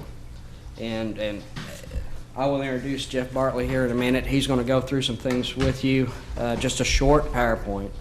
very few slides, and kind of go through some of the things that he's going to do with this. And this is going to take us from design all the way through construction, even though we will be bringing construction back to you to bid out. As an example, in the contract, where it shows 9.5% of construction cost, that's not 9.5% of budgeted cost. That's construction cost. And as an example, I put it in there on a 2.5 million construction cost, that would total about $237,000. There are some reimbursables not to exceed $16,000 in there for travel and motel expenses. And also, when we get to the construction phase, we can bring this into play if city staff is not available for regular inspection on key items within the construction that need to be monitored. We've made an agreement with a company that will come in and do that, say 2 times a week for half a day. And we put in here for a maximum visits of 80 visits at a cost of $39,200. That's maximum. Now, if we just need them 2 or 3 times through key phases, then it's just $490 a visit. So right now, have you identified those key parts that need to be and we third-party inspection? well, that will come, after we design this, and of course, Jeff Bartley with Water's Edge will know a lot of that. Some of that is your tying of steel, your pouring of concrete, and specific plumbing items like that need to be monitored closely. So James, you said pool, but are we still looking at splash pad 2 with the pool? They're the way that we haven't designed this thing yet. I know, that's why I'm asking. But yes, we have had talks about including the splash pad with the pool in this construction here. Or splash pad someplace. I'm getting a lot of citizens wanting a splash pad. Well, that's going to be kind of y'all's direction to me. Yeah, I'm even having some people cut out articles and send to me saying where other cities are doing it and it's 200,000 or 300,000. I think we're gonna need. Am I making my point? Address that. We got I think you're right on. We're gonna have to address that. Right, Okay. I just need some direction for y'all. But you're really talking Go over about here the and build a pool splash over pad and here I'll do it. in the So. park, and here, right? You're There not will be talking- a splash pad as far as we know through this design with this pool, yes. Thank you. Okay. What I'd like to do now is introduce Jeff Bartley with Water's Edge, and he has a short PowerPoint. Good evening, Mr. Mayor, Good evening. Commissioners. How are you? Again, my name is Jeff Bartley. I'm with a company called Water's Edge. We're a company that focuses entirely on designing and planning swimming pools and aquatic centers primarily across the Midwest. I'm a principal engineer with the firm. I've been doing this for approximately 20 years now. And we've done, like I said, a lot across the Midwest. We've also done a lot of projects in the Oklahoma City area. We've done some renovation design for several of the Oklahoma City pools. We did renovation in Ardmore, Oklahoma, south of here. Currently helping the FAA at their facility at the airport. They have a training pool that they use for training staff to get out of the plane if it ends up in the water. So and they have a large tank or swimming pool for that, and we're helping them.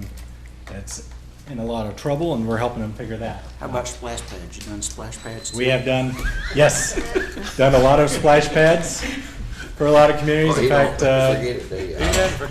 gave a presentation on the design of splash pads just 3 or 4 days ago. So very familiar with those. Well, you did one at Ardmore and one at Sherman, didn't you? We did swimming pool projects, renovations of their swimming pools. You came back and redesigned the drain so that it would pass afterwards. Yes, well, yes, absolutely. For Did you do the VGB, Will Rogers well, Park pool? We did. We You did the Will renovation Rogers design Park? for that That's- one, That's yes. a fantastic facility. Thank you very much. I do have a few slides. I know it's been a long evening for you, so I'll be brief. But I did want to give you an idea of what we would do for you. We break this project up in 2 phases, 2 stages, so to speak. First is develop the plan, the right plan for you, and second is to make sure that plan gets implemented in the right way. So first, developing your plan. Even tomorrow morning, I'm scheduled to meet with James and the task force to talk over the programs, kind of activities and programs that you might have in your swimming pool. I know that the Y has run the pool in the past, so you're gonna potentially operate the pool. So this might be new for you. We're going to talk through all the programs you might have and how that might affect any kind of improvements to your pool. We're going to create a concept for that, which includes a detailed budget. It'd be the plan and the budget, and that would be the first time that we'd come back to you. So once we have an idea with the task force, what the improvements might be, what it would cost, come back for feedback. We'd also take that to the public as well for some feedback on that. So we would help build consensus for the project, and once the project and budget is approved, then we go into the implementation phase, and that's where we design it. We create the plan and specs that'll be used for contractors to bid the improvements, and then we end up in the construction administration phase, and we're very proactive during that phase, and then we're even here to help with operation, help train your staff how to operate it, and we're a resource well beyond opening day. So first thing we're going to do, one of the things that's really important to us, given a certain amount of budget, we want to make sure you get the most out of that budget. So we're going to look at the entire facility in any areas where we can to utilize what you have, save money so that you can get the most bang for your dollar. That includes pool basin, bathhouse, and the filtration recirculation systems. And the big question will be, are there portions or areas of the existing swimming pool? Is the structure in good enough condition that you can salvage that and build on it and improve upon that? How about the bathhouse? Certainly you have it's a very large bathhouse. We'll give a detailed evaluation of that and come up with ways to fix that and to improve it so it's more useful for you. We've done this before. Ardmore, as you mentioned, Ardmore was one where we renovated their facility, a very affordable project for them. Saving as much as you can is an affordable way to go. And the bathhouse buildings, existing buildings, we've done a lot of that as well, where we've taken a very plain, ordinary, outdated bathhouse that's in good condition and given it a whole new look and made it a lot more useful for your guests and for your staff. And that's an example of where we've done that. See the before picture on the top right, and the bigger picture is the after. So as I said, first step would be to develop a concept plan, meet with your task force, get an idea of what's going to be, develop the plan and the budget, and then the last thing would be the implementation. And I talked through that. Some key parts of that, we're going to set up plans for you to get a very competitive bidding environment from contractors that are qualified, so you'll get the best pricing during the bidding phase. We're going to encourage local participation where you have the resources, the quality resources available. We're going to include those in that process.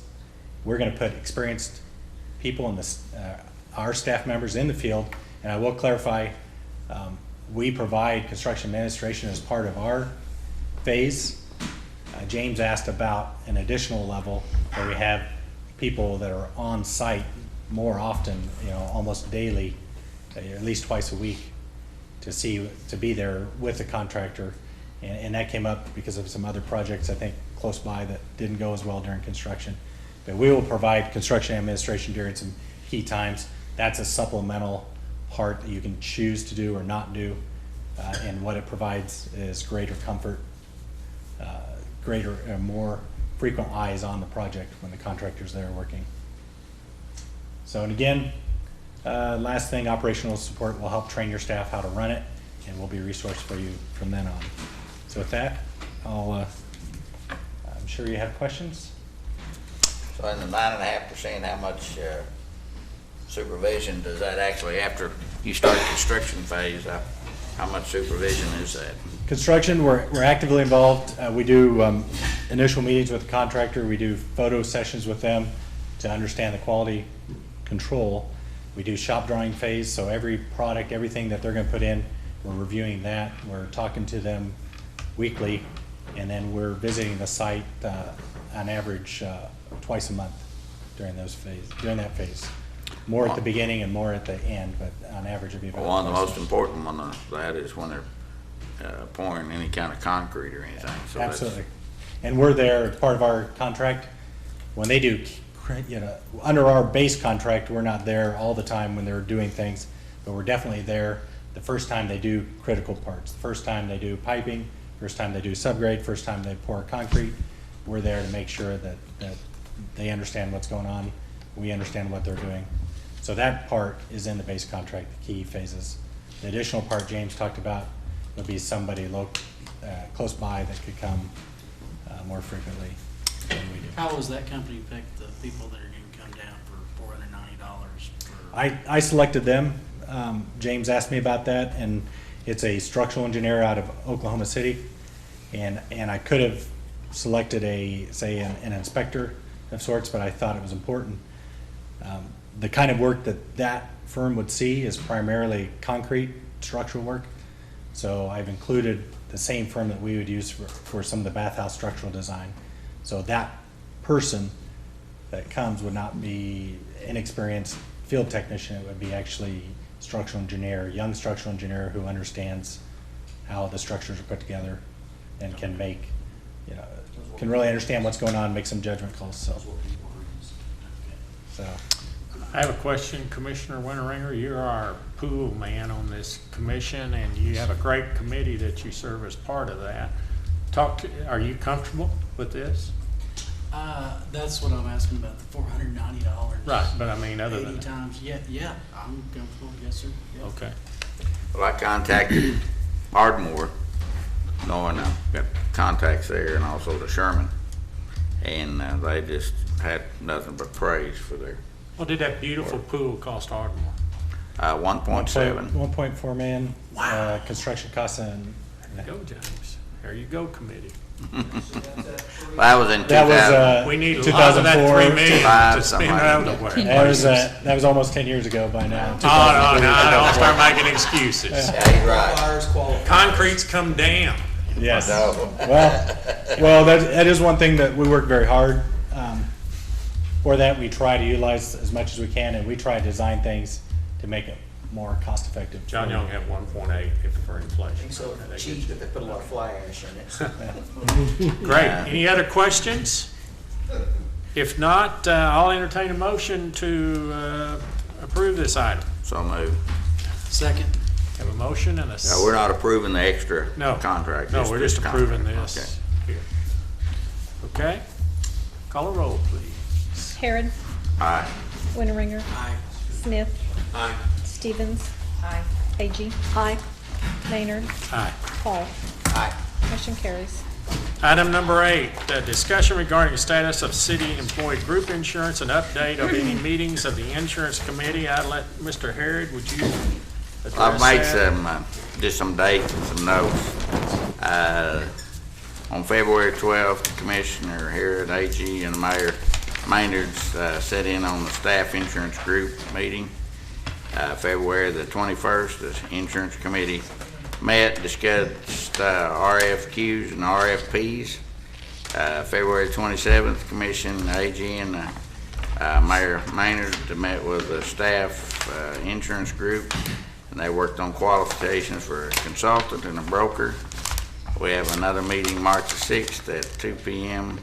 The 5-member insurance committee to finalize the RFQ or an RFP, whichever one we decide. Yeah. Go ahead. What I had some questions is, this was the email that went out to you four. Do I have that correct? I don't know. That email that went out was some conversation trying to determine what that process would be. But this is it, isn't it? It's no. It's not a final document. It was a talking paper. And that is not what we're working from. Okay, well, could I get a copy of what you're working from? We're supposed to document that Wednesday. Okay, because Yeah, we're having a big meeting Wednesday at 2 o'clock. Yes. We really haven't finalized that because the city has got recommendations on it and some of that, and the attorney and helping us. So I do know we're meeting Wednesday at 2? Wednesday at 2 o'clock, and 2 o'clock. any commissioner is welcome to sit in on that, Yeah, you know, if you'd like. Okay.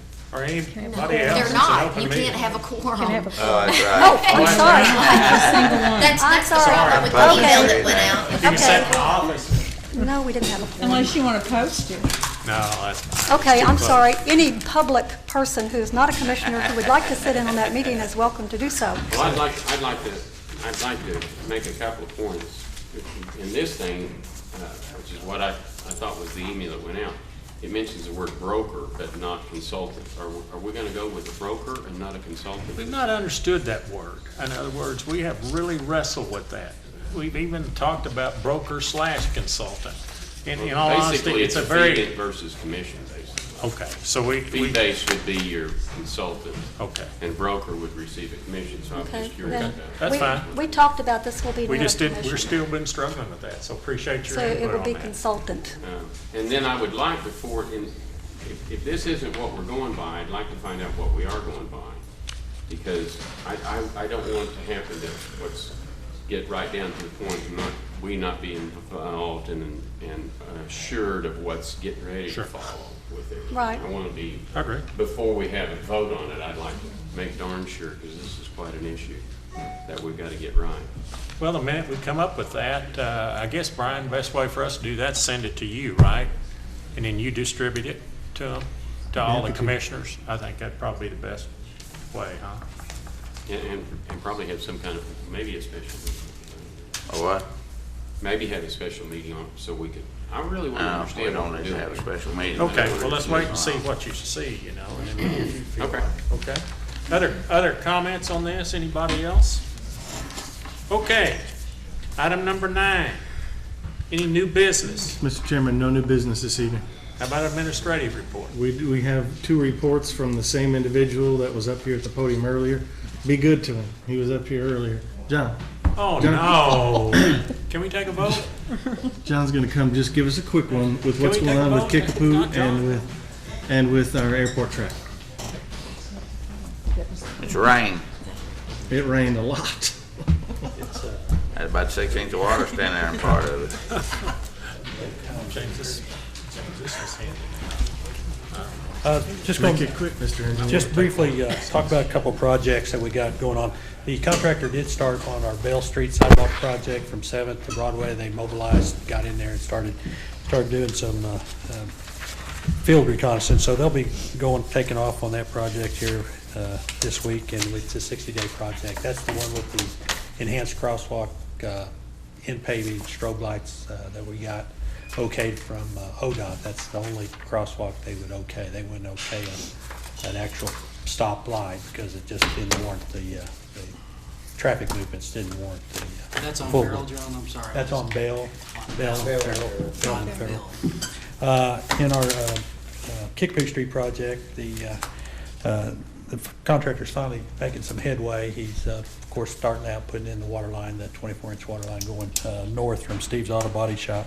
Supposed to start the last 3 weeks, but we've had rain and snow each week that he started doing it. This week is dry, but we got forecasted rain coming in Friday, so he's gonna try to do as much as he Gets can. washed out. He I'm has encountered rock and hard shell kind of area. He had to go rent the actual concrete breaker attachment for his track hoe to bust up the rock. So it's kind of slow going right now, but he's making progress. Our airport trails project is the same way. The last 3 weeks they've been held up and delayed because of the weather, snow and ice. They did remove of course, as usual in construction, when you remove the track and you get ready to stabilize, it rains and makes all mud and mush. But this week they'll be drying it out. Somebody's run down next to the airport drive down the track because you see their muddy footprints. Yeah. I thought surely not. We did get some signs up, project signs up on Airport Drive, and then another one over by Leo and MacArthur on that project. In our Independence Street project, Commissioner Winteringer is moving along pretty good. Now, that's just a maintenance project. It's a removal and But replacement. it's helping a bunch. I've of the been down where broken you concrete fixed it. It's panels. helping. And they're concentrating on the south lane, which is really the eastbound lane. And they've been moving from Center Street towards the school. Are they gonna do the north lane too? at Uh, some point? yeah, we'll do as much as we can. And right now, they're in between Ricky Road and Thompson, and within, by next couple of weeks, hopefully by March 18th, they'll be up to that, right at the west boundary of Sequoia School where that bad hump is, and the idea is to take out that hump where the during cracks are. spring break, so where That's we where the can cracks close. are in the road. Well, no, they're further down. We patched that crack. Don't tell him where they are. We like him to discover them on his own.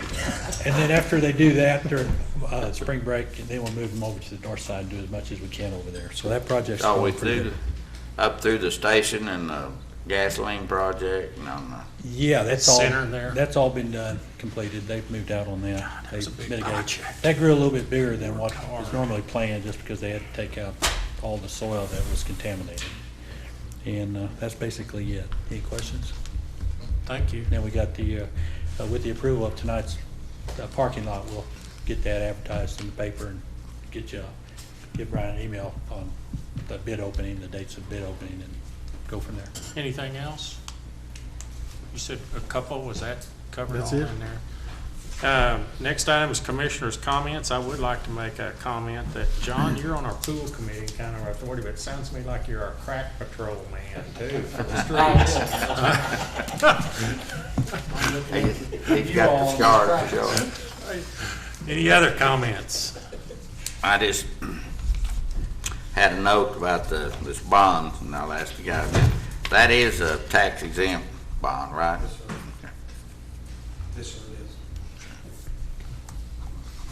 Any other comments? If not, I'll entertain. I do. Oh, I'm sorry. I'm sorry. With a heavy heart, I have to bring this up. I'm real upset about this homeless man that died of probable alcohol and exposure. And this is the second homeless person that has died in the city limits in a very short period of time. We have a problem here, and I would encourage everybody to think about how we're going to, well, if we don't do something about this, we'll have more deaths. And it saddens me that we've got a moratorium on this. It's ignoring a problem. It's in the Bible. The poor will always be among us. If we have the management of it, though, if we could do something proactive instead of reactive and not caring about these people, it's sad. And this poor man, according to the paper, had a wheelchair walker, which was 2 sticks on the front and wheels on the back, and he was on the railroad tracks, living out there 2 weeks. And he's not the only individual that way. And I would like to see, I know there was a chamber effort that went about trying to figure out what to do about our homeless. And Mike McCormick was a part of that group. And so Wes, since you've taken Brian's place on that, if you could do something, go to the chamber and see if there's some way that we can get them to bring that back up. And we've got to address this. We just can't keep our heads in the sand over this, or we're going to have more incidences like this. Well, Commissioner Smith, I got bad news for you.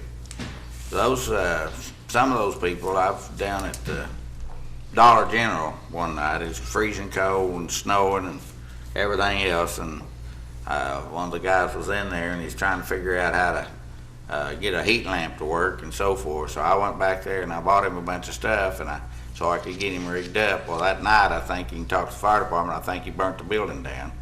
But anyhow, he wouldn't go to a homeless shelter. He's not going to go. I don't care what you did. I don't care where the shelter is. He's not going to go. And there's a number of them just like that. I don't care what you do. He's not going to go. Well, when I was in debate, we called it a comparative advantage. I think if you have a program, yes, you're probably right, Commissioner Harrod, that there would be a few individuals, no matter what you do for them, they're going to take the other direction. I'm not talking about those individuals. I'm talking about the people that really deserve a place to go and to feel welcome.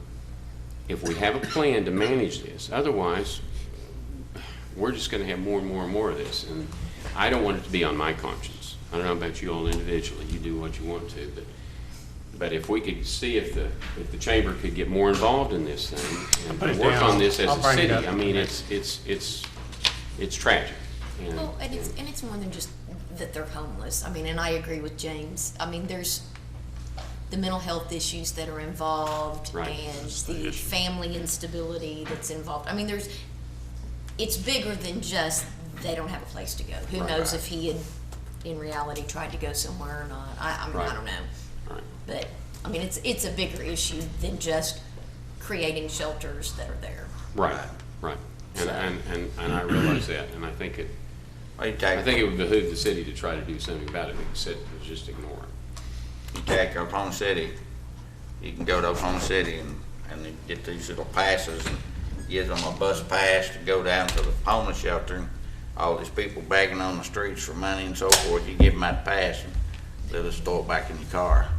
So they're not gonna, I mean, some of them, I don't care what you do, they're not gonna do it.